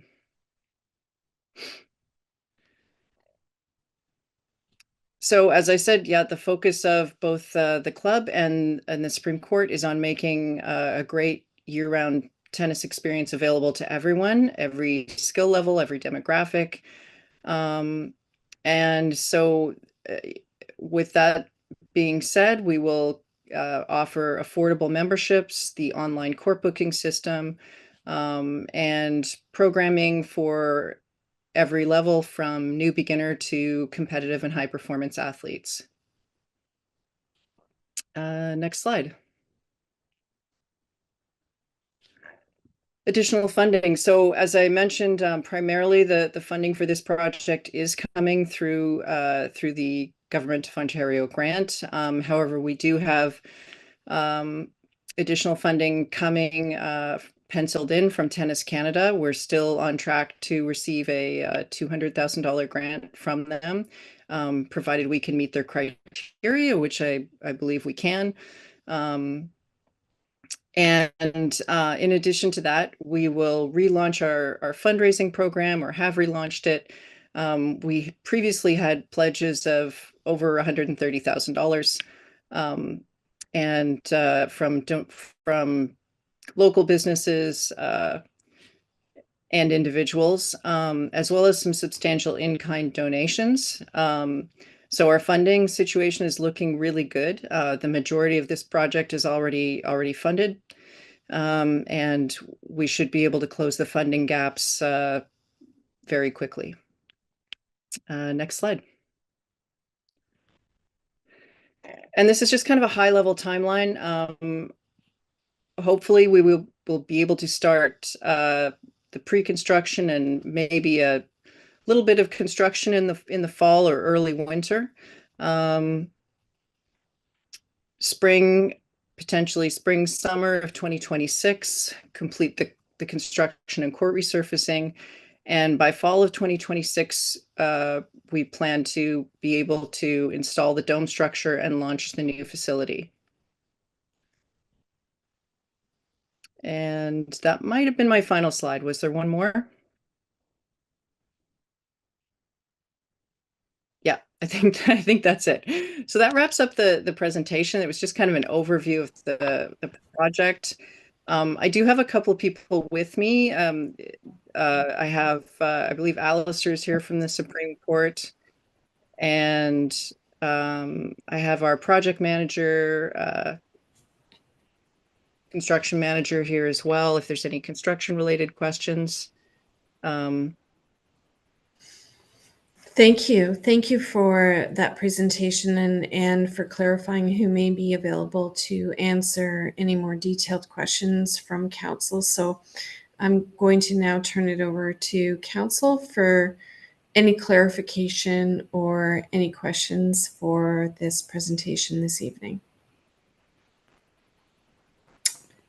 And if I could ask the clerk to bring to my attention if there are any hands up. Councillor, okay, I see Councillor Todd and then I see Councillor Adam. Thanks very much. And thank you for the presentation. It certainly is an exciting venture that's coming forward. My question, I think, is actually for Director Snook, if she's available to speak to this. Just want to make sure that she is able to come online. I'm here. Okay, hi. Hi. Would you be able to provide maybe a simple explanation for residents? Because I think it does get a little befuddled as to whether or not this is a Port Hope Racquet Club asset and the public is getting access to it, or whether this is a, Port Hope Parks and Recreation and Culture asset, and we're giving priority to members of the Port Hope Racquet Club. Could you maybe just detangle those a bit for everybody? Certainly. Good evening, and through the chair, thank you for the question. Thank you also to the Racquet Club for bringing this presentation forward. There are some also dialogue that we can have related to the staff report, so we can kind of tag team back and forth. So Councillor Attridge, to your question. So the courts are a municipal asset. So essentially, there is an agreement in place currently with the Racquet Club for use of those courts for priority times. That said, the courts are available for public use at any time. If those hours, if Racquet Club hours are identified as priority and there's still a court available, a member from the public can also use the court simultaneously if there's Racquet Club activities happening, should a court be available. So it is staff's intention to collaborate very closely while we're negotiating an agreement with the club to be sure that public access is maintained. I think there is an opportunity to identify from the club's perspective, but also the municipality, that year-round tennis, it would be a new opportunity. So, court access isn't available in the winter right now for obvious reasons. So this would be something new that we would need to be sure is a high priority through our negotiations.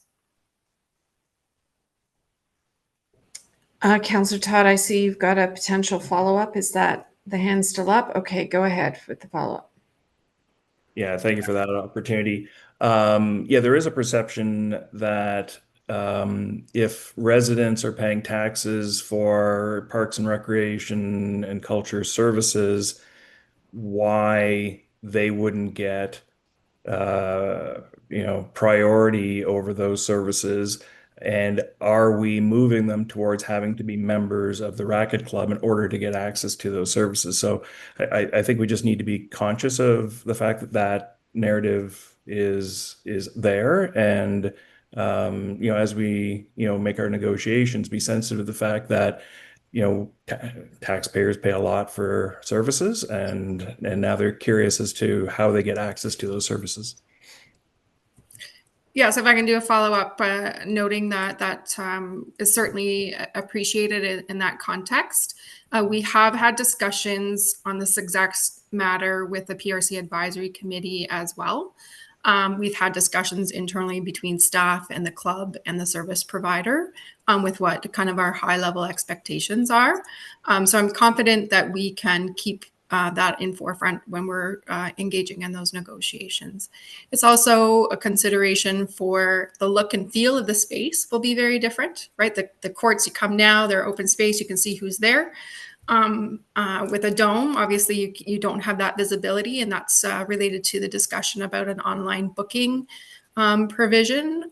So I will say from my perspective and my chair that this will be a high priority going forward with those conversations with the club.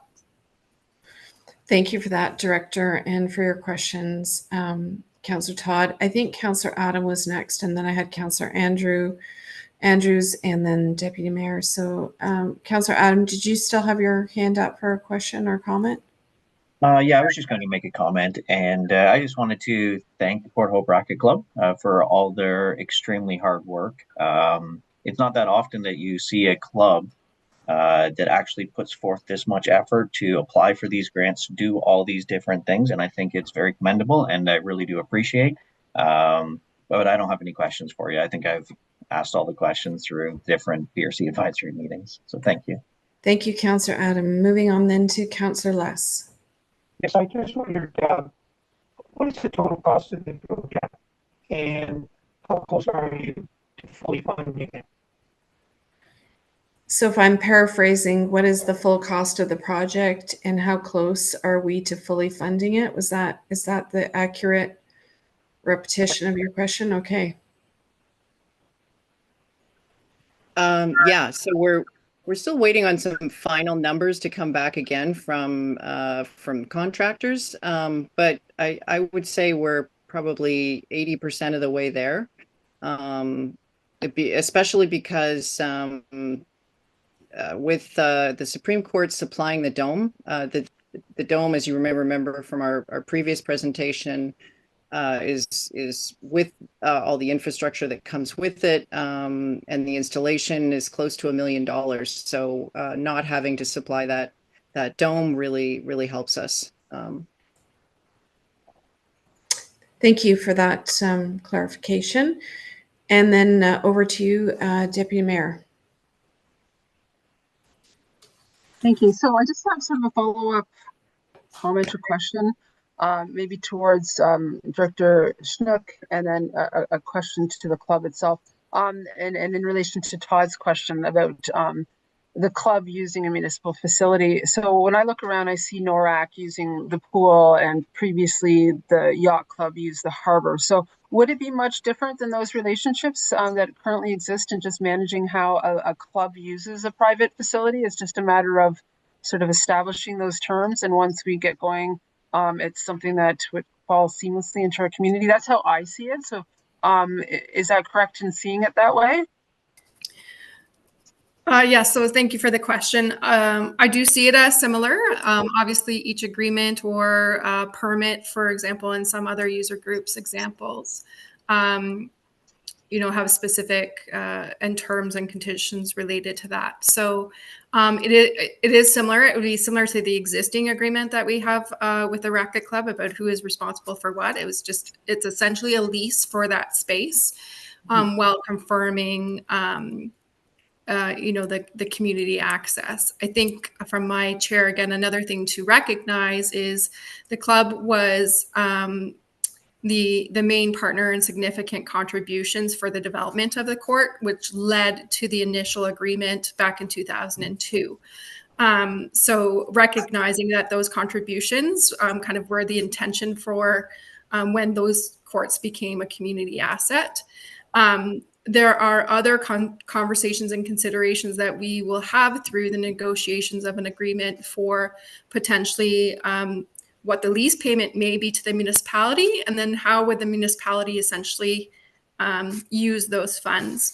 We're getting to a point related to potential growth in the community that I think one tennis facility may need to be reviewed. Are there other opportunities in the community? So a lot more of those conversations need to take place. But I do think how you've described it, Deputy Mayor, is what we're anticipating. Thank you. And then may I just have my follow-up question or comment? Yes. Okay, so first I want to thank everybody involved with this. I know that's been a lot of hard work, and I think it's a great opportunity for Port Hope to have this facility here. I think it's fantastic. So my question is, and just you had mentioned Arizona, myself spending a lot of time in Arizona and racket sports. I know the facility is primarily for tennis, but will there be any future of some option to have other racket sports on any of the courts? Maybe not all, but will there be multifaceted uses for any of the courts? Yes, so I believe there's someone from the Supreme Court here, but I'll answer this first. Yeah, we have considered that, and there may well be an opportunity to have pickleball. Probably we don't want to line the tennis courts with pickleball lines, but there are ways to do it, to have dedicated pickleball nights on certain courts. So yeah, we are definitely exploring that option. Okay, thank you very much. That's all I had. Thank you for everybody. No Thank questions. you. Thank you. And I just have one final question for you, Director Snook, and that's around the actual agreement that will be negotiated. What length of time is going to be put in place for the agreement, and will there be a possibility to update it, pivot, make some changes or tweaks if within after 12 months of it being in place, there may need to be some updates or some changes, and will we have that built-in flexibility? Yes, thank you for the question. So from a collaborative approach with the Racket Club, and to maintain some of their fundings and their agreement, we would intend for the agreement to be a long-term agreement. We had this discussion last year when we updated the existing agreement to a 20-year term because that was a requirement related to securing some of the funding. That said, a long-term agreement, I think, will be in the best interest of all parties, with the provision for ongoing evaluation, collaboration related to evaluating the business plan or the business case and how that is impacting the program. Very similar to what we've done with some of the other agreements where this partnership approach is new into the community. For example, the daycares, we've established a long-term agreement with provisions for renewal or review at certain periods of time. And again, I think that would be an opportunity to be sure that it's reflective of community need and balance of business planning for each of the partners. Councillor Lass. I'm not sure that quite answers my question. I appreciate the response. I'm not sure I fully got what I wanted to hear in terms of within that long-term agreement. If we ever did stumble upon, I'm not sure childcare is quite the same as what we're talking about here, but I'll just park it for now until I hear from Councillor Lass. Yes, is your club incorporated? Yes. Sorry. Oh, okay, you heard that. Okay. I did, yeah. And I was going to mention this earlier that we are a nonprofit club. Just so people are aware that we're not a private tennis club, and our mandate is as such just to spread the game of tennis and to grow it.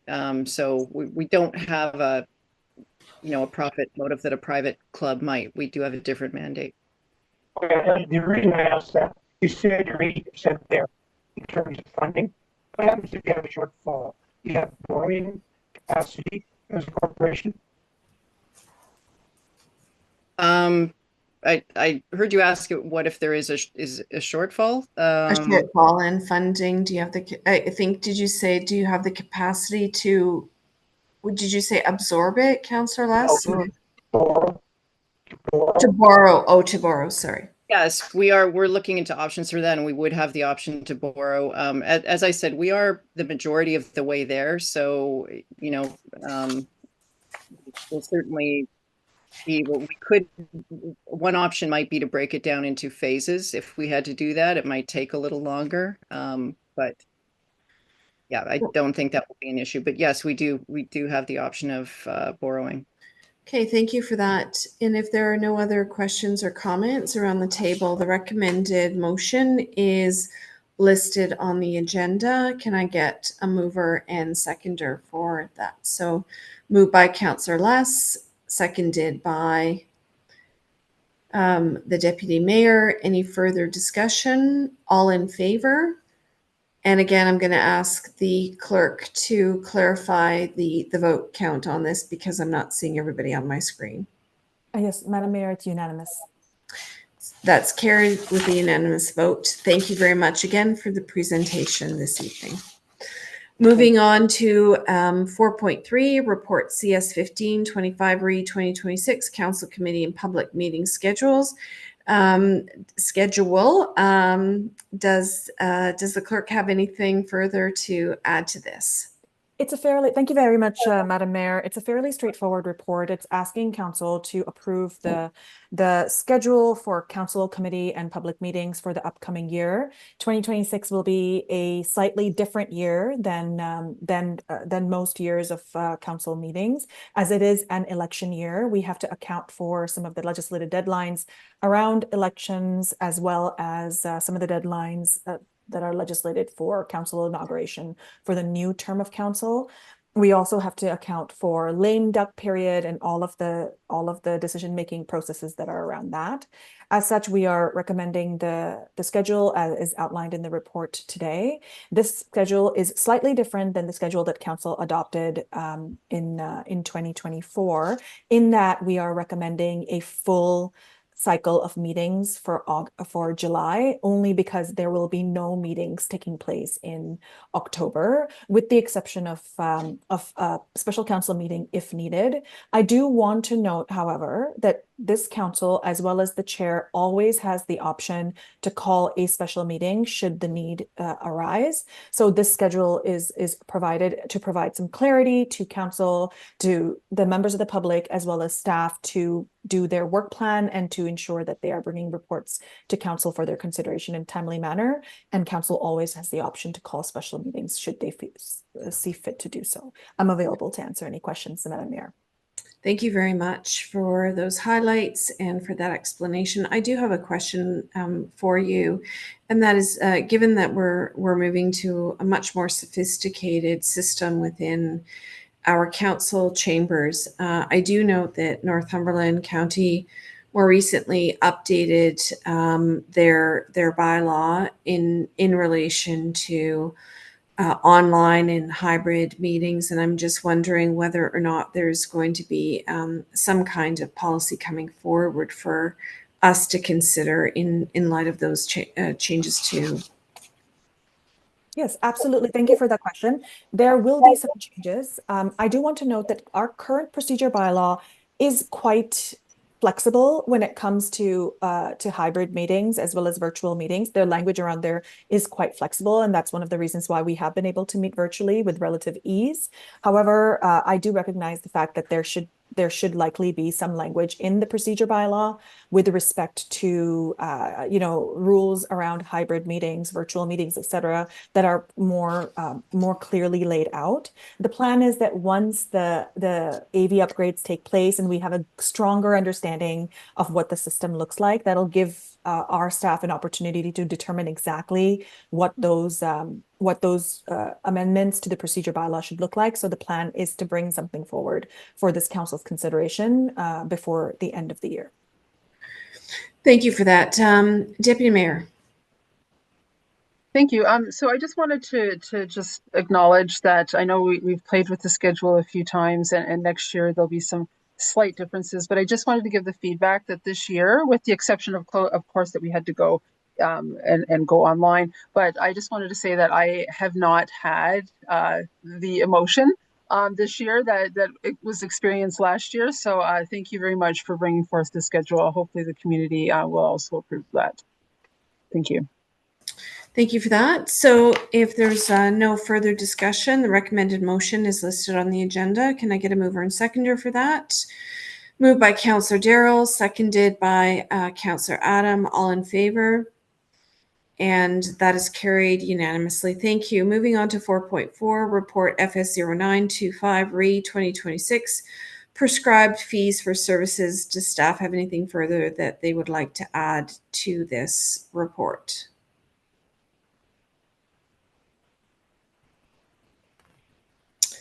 Director Baxter. So this is a fairly routine report that we do every year. Just a reminder at this time, this is really for council awareness, willing to take any questions or input. But this we would now post on the website as part of public's awareness and input regarding the budget. And then we would bring this forward before the end of the year, but typically after we've gone through the budget review, as obviously these fees result in revenues that are impacting the budget. So you won't see this coming forward at the next council meeting. We will bring it back post community review and review of the budget. Thank you for that clarification. Deputy Mayor. Thank you. So I have a couple of questions, and one question is related to specific fees, but also the other one is related, but there's never really a time to ask the question. So it's regarding cemeteries, and I noticed that we never charge, or we don't charge, what is it called, perpetual fee. I think that's what they call it. Most cemeteries in Toronto and Durham Region and so on have a perpetual care fee. And have we ever explored that opportunity? And for those who may be unaware, from my experiences, they say if you want to be buried, cremated and be buried on the same plot as an ancestor, you can pay a fee to reopen that particular ground and be buried there. And I've asked the question before, but we've never really explored that opportunity, but I know it's common. And then the second part of that question is, when we collect fees for cemeteries, where do those fees go? Because I know we have quite a significant cemetery reserve, and then we take cemetery expenses from levy. So how does that work?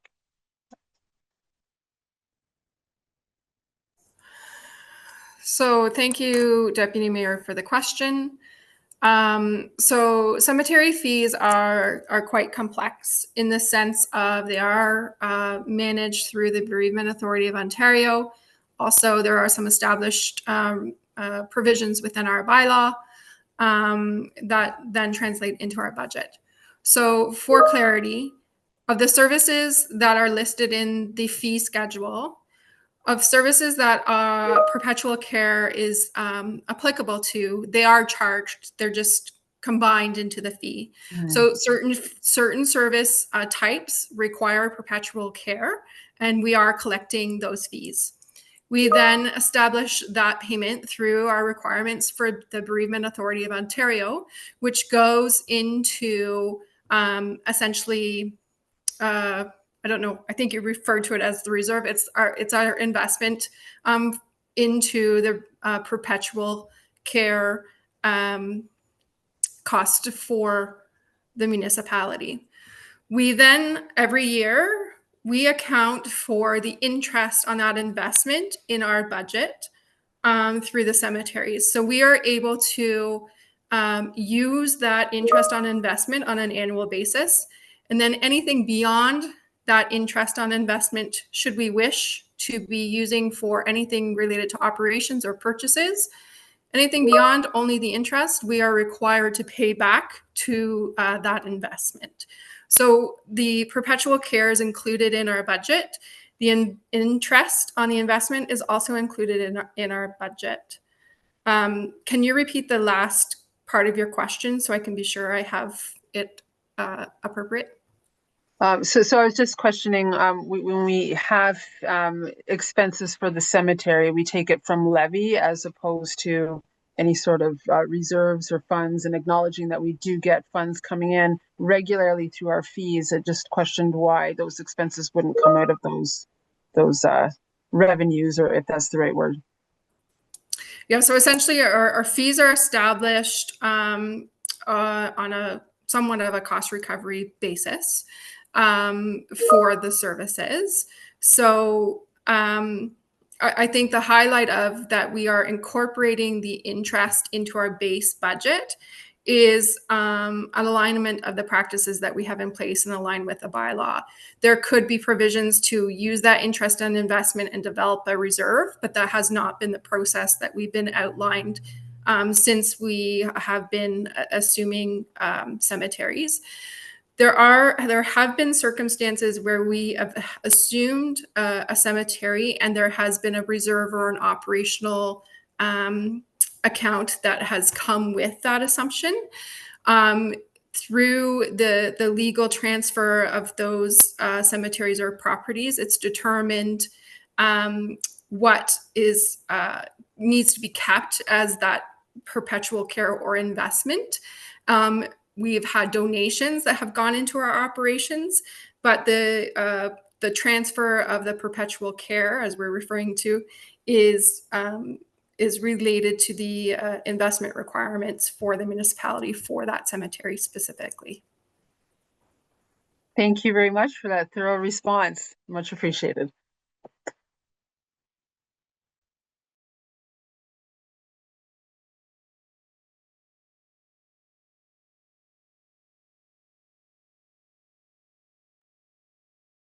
Madam Mayor, I just need to unmute.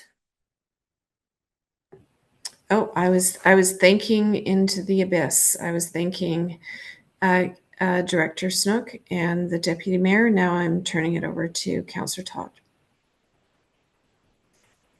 Thank you very much.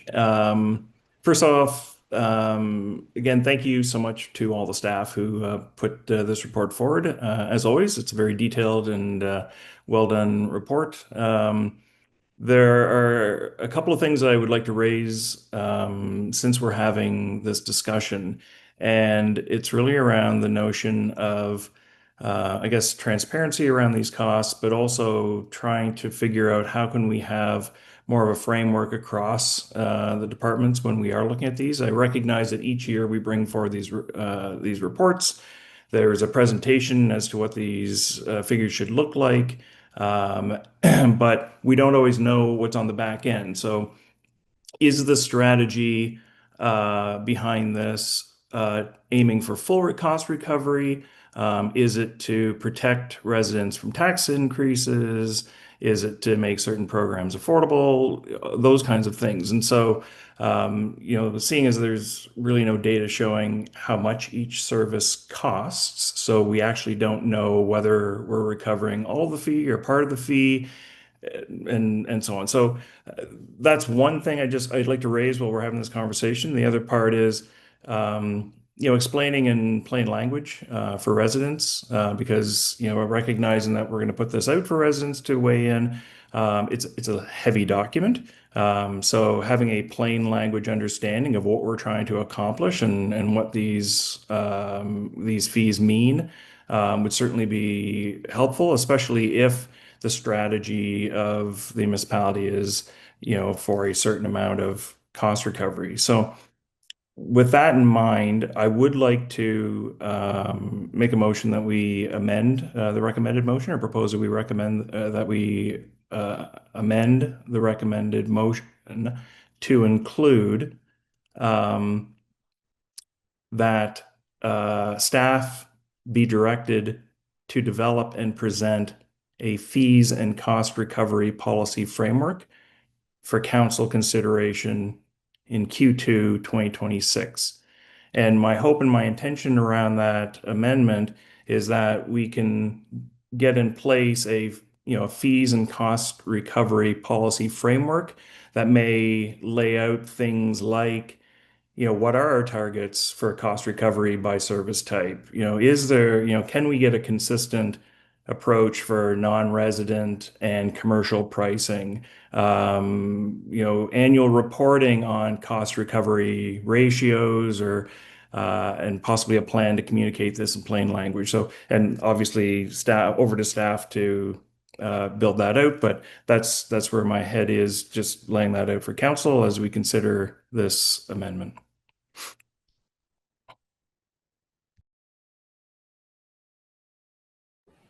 Thank you, Councillor Todd, for putting this motion forward. So this is This motion is now on the table. We have a mover for that. Do we have a seconder for this motion?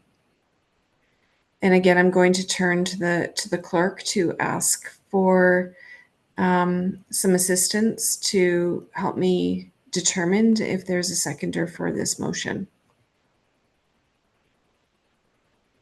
Madam Mayor, I do not see somebody raising their hand. Oh, just one moment. Yes, Deputy Mayor? I'm just taking 1 minute to read it. So I can't see very well, so just bear with me for a minute. It is Okay, quite cool. small on my screen. I would admit that. Okay, I can increase that. Just one moment, please. We'll just pause and make sure that everybody has an opportunity to read this.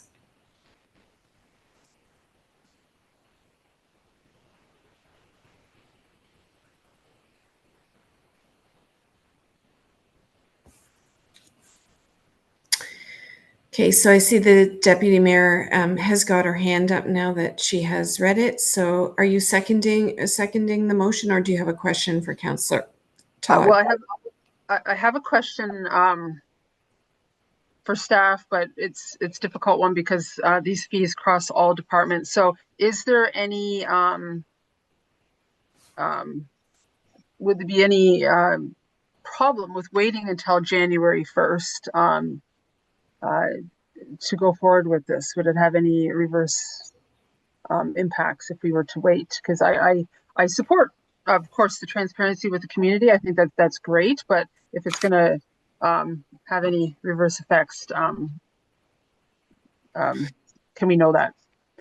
Thank you for that question. And I think, as you point out, because this is so cross-departmental, I'll turn over to the CAO for a comment on this. Thank you. If the intent is to have the framework ready for Q2, we would obviously try to implement it for, that 2026 policy upgrade, which should be effective the 1st of January 2027. I guess my question for council is, we do follow a process. We do have inflationary assumptions. We do cross municipal comparators to make sure we're competitive. We try to achieve full cost recovery. There are situations where we know that we probably need to do a bit of subsidization of those fees. We make those decisions at the staff level. It's an operational level. That's not to say that's not for council to weigh in. I hope council's not getting too far into the weeds on some of these decisions, and leave it up to the professional staff to help advise that. So that would be my only comment. I think, we're trying to put something in for this bylaw in for January 1st. That's the intent, but to have a full framework, by Q2, we would strive for that. I'm just a bit concerned about the amount of work, because there is cross-cutting. This is cross-cutting across all the services to make sure, and I'm not too sure that Q2 might be achievable. Maybe in line for the next budget cycle. That would be my only concern and hesitation. Thank you to the CIO on this. I see the Deputy Mayor's hand up again, and then I'm going to turn it back to Councillor Todd. Deputy Mayor. Thank you. So just as a follow-up question, and I agree, I respect the fact that there's a lot that goes into this. Are there any, and I'm only speaking from a point of transparency, that sometimes some people are shocked because all of a sudden something changed. Is there any particular fees that are, I know some of these, may be rare and may be specific, but are there any that are very, very common that we may want to just communicate in a different way so that people don't have that shock value? That, to me, would be a preference, so that we don't necessarily have to hold up the process, but just to be able to communicate that forward. Is that a possibility? Yeah, back to the CIO for comment. Yeah, through you, Chair. We can highlight in the interim. I'd say we can definitely highlight some key ones that might be of public interest. I also want to be cognizant of the fact that other municipalities have done this kind of work. Depending on how it's being done and who it's being done by, there is budgetary impacts potentially. And I reread the second motion there. Community engagement before January 1st, 2026 will definitely be challenging. from a staffing perspective, especially in light of trying to pull the budget together as well. So I think it's a bit aggressive time frame. It's my concern. Okay, and back to you, Councillor Todd. Great, thanks very much. And just for a point of clarity, my amendment was point 3. Point 1 and 2, I believe, were already on the agenda as the recommended motions. So as far as the date and point number 3, I'm happy to change that so it reads in time for the next budget cycle, or the 2027, I guess, budget cycle. That's fine. I'm happy to amend that. And then, I think where my head's at for the CAO and certainly for council is, I remember conversations, Councillor Adam had brought this up, I think a year or so ago, about residents feel as though, they are paying for services that people who don't live in Port Hope are getting at a remarkably discounted rate, and feel as though they're offsetting that, or they're offsetting other businesses. And so there is this sentiment out there that I think having a framework in place would help if we stated, here's our objective, here's how we are moving forward. And even if, we're pointing out just simply, here's how much this service costs, and this is how much we're recovering, or this is how much this service costs, and this is how much residents pay versus non-residents versus businesses. But I believe we need to move in this direction so that we have it laid out, not only so that there is consistency as we build this each year, but also those metrics or those valuations come forward and people can clearly see that we are taking the proper steps to offset those costs or recover 100% of them, or whatever the strategy happens to be. Thank you, Councillor Todd. And I see Director Baxter has his hand up. So I'll just ask for whatever you'd like to add to this before I ask for if there's a seconder on this revised motion. Certainly. So appreciate that opportunity, Mayor. So I completely get where Councillor Attridge is coming from this. In fact, when I first came here, there was a want to do kind of a whole costing exercise around user fees. And I had a good background in that when I worked, previous in the private sector. I'd say part of the challenges here, and there's such a broad variation of fees, right? Whether it's transit or PRC. I remember thinking about the pools, and I used to be a lifeguard. I understand all the costs, that go into that. Looking at what level, right, where we determine what that fully built costing is, Councillor Attridge, to be able to determine what percentages. Going through and doing those is a whole exercise unto itself, and it looks different. It's fairly simple for transit. It's harder for the pool. What level are we getting, to? Are we talking about attributing chemicals and those other parts? It can be challenging, or things, like planning. I think we can do some work, with this. It's a lot of it's going to be very general. If we start getting further down and trying to figure out the percentages in a broad, because we have a lot of fees, right? It is going to be more challenging. I know for finance, we've looked before at larger municipalities, say like the city of Ottawa. They have about a fee for everything every time you walk into finance. And we could do that. We have tried to find a balance, of the fees that we do charge for, even being added or removed for your accounts. And it is very much, that balance. What I've found in the past, most of it really does come down to, what are our comparators, locally, having, if we were to come up, and I know you're not suggesting this, but if we were to come up with a fully loaded cost, to get in the pool, there wouldn't be many people in the pool, right? And we know a lot of our services. What I'm wondering is at an initial step, I've been working with my team. I want to show, when we look at the budget, a little bit more based on services, and show how much of that is funded from levy, and show then how much of it is funded from user fees. And I know I've talked to Julia before about some of the overall percentages, even just within the department. And I'm wondering if we can maybe take a look at it a little bit from that perspective, you know, kind of broadly, and look and see what it actually, what that actually looks like.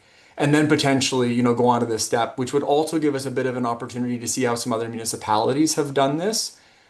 Because there is a potential that we could do it at a very high level, or this could very easily become like a whole costing, you know, exercise. You know, the data would be great, but it would take us a lot of work to get there. And I am mindful that there's a lot of other priorities. So I just wanted to provide that for context. I think there's a few different ways we can approach this, but regardless, I was hoping to be able to show some of this in a bit better, in a bit maybe different, you know, a bit more visual. As you've seen, I really like the what does it cost?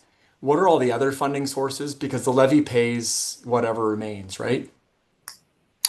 Councillor Todd, do you sort of want to respond to this verbally and in terms of any further changes to the motion you've got on the table?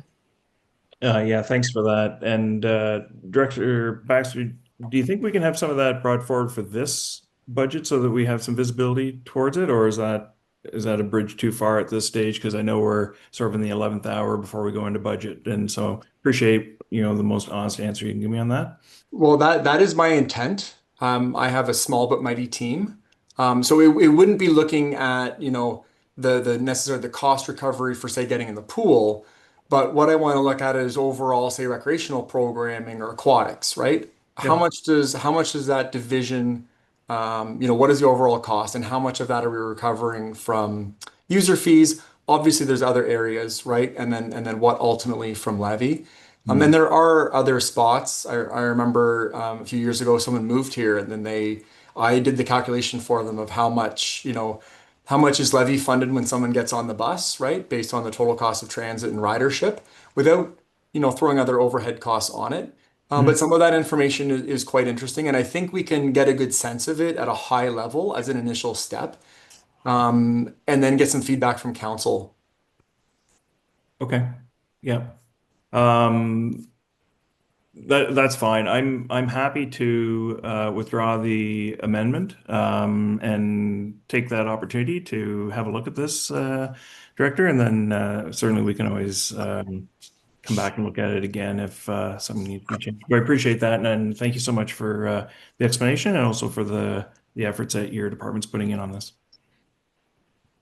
Thank you for that. So and I just want to make a comment that I do support needing to get more fine-tuned information and data, because as we move forward with all of our budget deliberations, I think we need to be as informed as possible on every single detail. And I mean, who knows, maybe we need to be more aggressive and not as balanced as we had been previously. And I'm also very interested to know to what extent, or are we should we be more aggressive in terms of user fees for non-residents of Port Hope? That also is a big consideration for me, as it is by Councillor Todd's talked about it and Councillor Adam has talked about it previously. So we do have a recommended motion on the agenda. Can I get a mover and seconder for that, please? Madam Mayor. Sorry, Madam Mayor. I see Councillor Pearson has raised his hand. Yes, I just noticed Councillor Adam has got his hand up. Can I get a seconder for this, please? Deputy Mayor, any further discussion? All in favor? Okay, and that is carried. Thank you. Moving on to our final report, and that is 4.5, Report PS 1325, RE 2025 Community Project Zero Campaign. Does staff have anything further to add to this before we consider the recommended motion? Yes, thank you, Mayor. Some exciting news for our community and Port Hope Fire Emergency Services, and it's quite timely news, actually, as it's Fire Prevention Week across Ontario and Canada. In spring of this year, we made application to take part in the Safe Community Project Zero campaign, which is through the Ontario Fire Marshals Public Fire Safety Council, which is sponsored by Enbridge Gas Ontario. Since 2009, Enbridge Gas contributed more than $3.5 million to this campaign. which has resulted in the distribution of over 115,000 smoke alarms to Ontario communities by local fire departments. In September, we were advised that Port Hope Fire had been selected to take part in the 2025 Safe Community Project Zero campaign. And in October, we're going to receive almost $20,000 in combination smoke and carbon monoxide alarms, which are going to be distributed by our staff to identify vulnerable sectors of our community. As we know, working smoke alarms save lives, and this project will assist in ensuring homes throughout our community are equipped with the alarms that they need to keep them safe. Happy to take any questions. Thank you, Director Williams and our fire chief. This is a great success story. And I'm just going to put a little plug into, you and I have on occasion had walks in our downtown core and seen some of the vulnerabilities that exist within our historic buildings. And so whilst I know that the list of vulnerabilities is probably quite lengthy in our community, a special plea that maybe you would do consider our very precious downtown core. Deputy Mayor, you've got your hand up. Thank you. So thank you for bringing this good news. Of course, I spoke before, very personal for me. I think that always smoke detectors and carbon monoxide is very important, but now even more so with changing climate, and people are having power outages and coming up with creative ways of keeping warm in their homes. We're seeing more and more power outages now. So both in the sense of fire and carbon monoxide, probably more important now than ever before. Well, it's always been important, but so fantastic. Question I have is, when you're identifying vulnerable sector and individuals, and I've spoken to about this before, the food bank imbued these services rural and urban Port Hope as well. They keep an address, they keep a list of all where everybody lives. They cross into Peterborough County, all across Northumberland County, but they do have a group of people in Port Hope that they service. Would staff be considering reaching out to that food bank to get a list of potential candidates from their list? Would that be an option? Thank you for the question through the chair.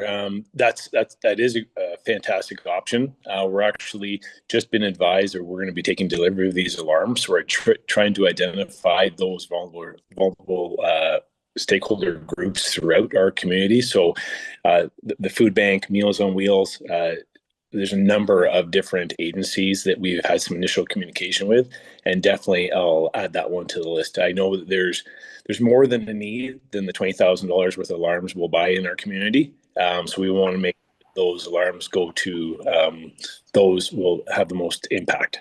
So definitely we'll add them to the list. Okay, thank you very much, and thanks. This is great news. Thank you.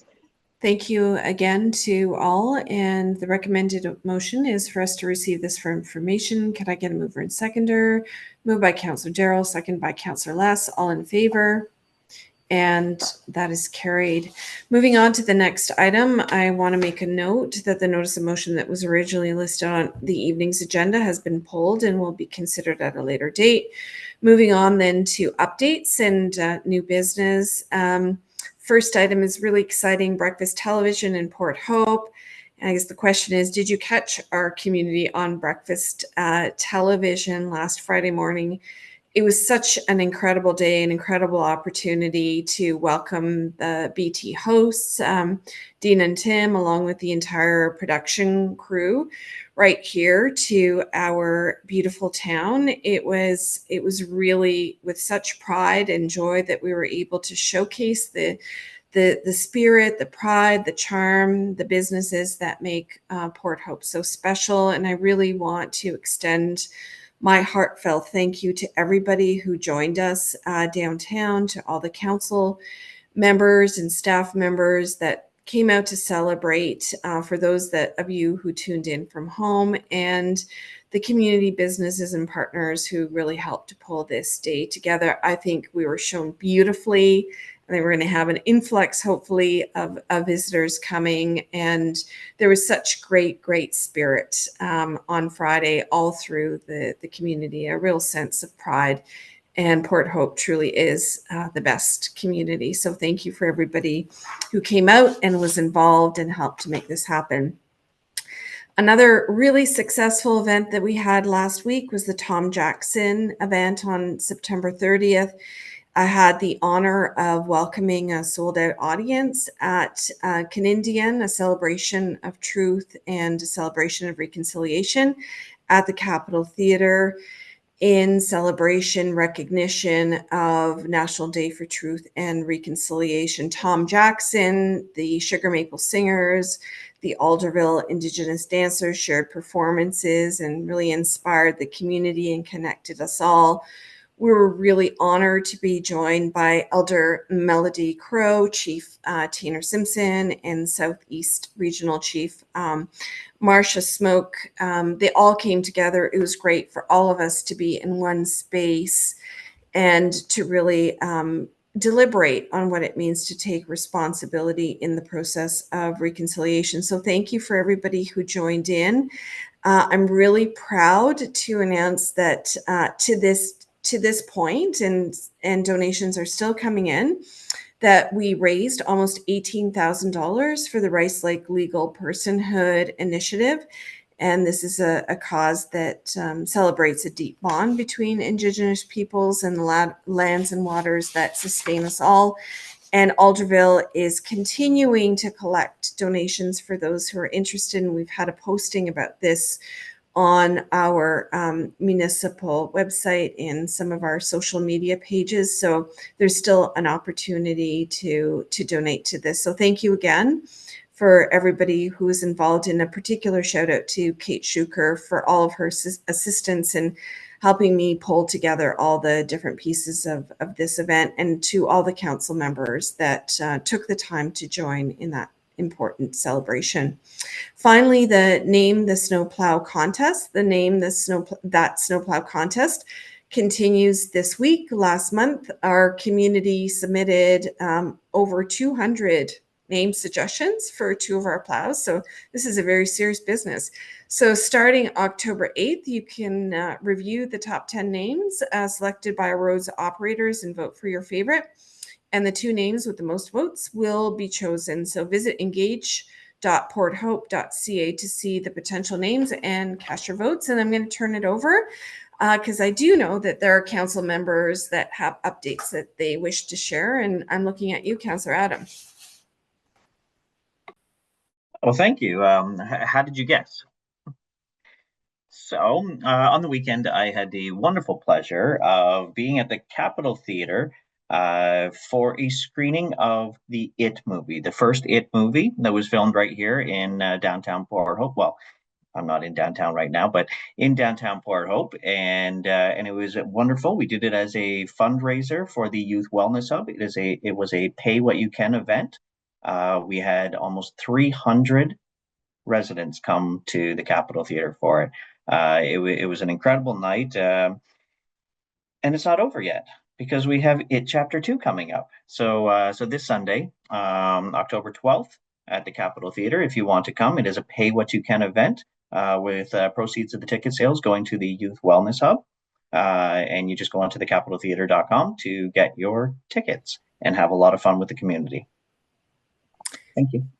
Thank you, Councillor Adam, for sharing that, and hope to see everybody this coming Sunday. And thank you for dedicating those funds to the Youth Wellness Hub. And there'll also be a table with some of the Youth Wellness Hub staff, and I'll be there as well to answer questions about a new initiatives we have that Councillor Adam is also helping with, and that's the 100 Hearts for Youth Wellness that's in support of the Youth Wellness Hub. So we can answer more questions about that evening. Any other council members want to share any other updates? Seeing none, it's now time for us to move into question period. And at this point, I'm going to ask all staff to leave, other than our CIO and our clerk. So this is an opportunity for those joining us to ask brief, direct questions to council members about matters of municipal business. It's not a time to ask questions of staff. Operational questions will be directed to staff and can be directed to staff. For questions to council, please keep your questions concise and simply state your questions directly and clearly. And before speaking, please introduce yourself and with your name and your address, and make sure your mic is on. And I'm going to ask the clerk to help facilitate any questions that we have this evening. So I'm going to just start with councillors. Do councillors have any questions for your fellow councillors? See all the hands up.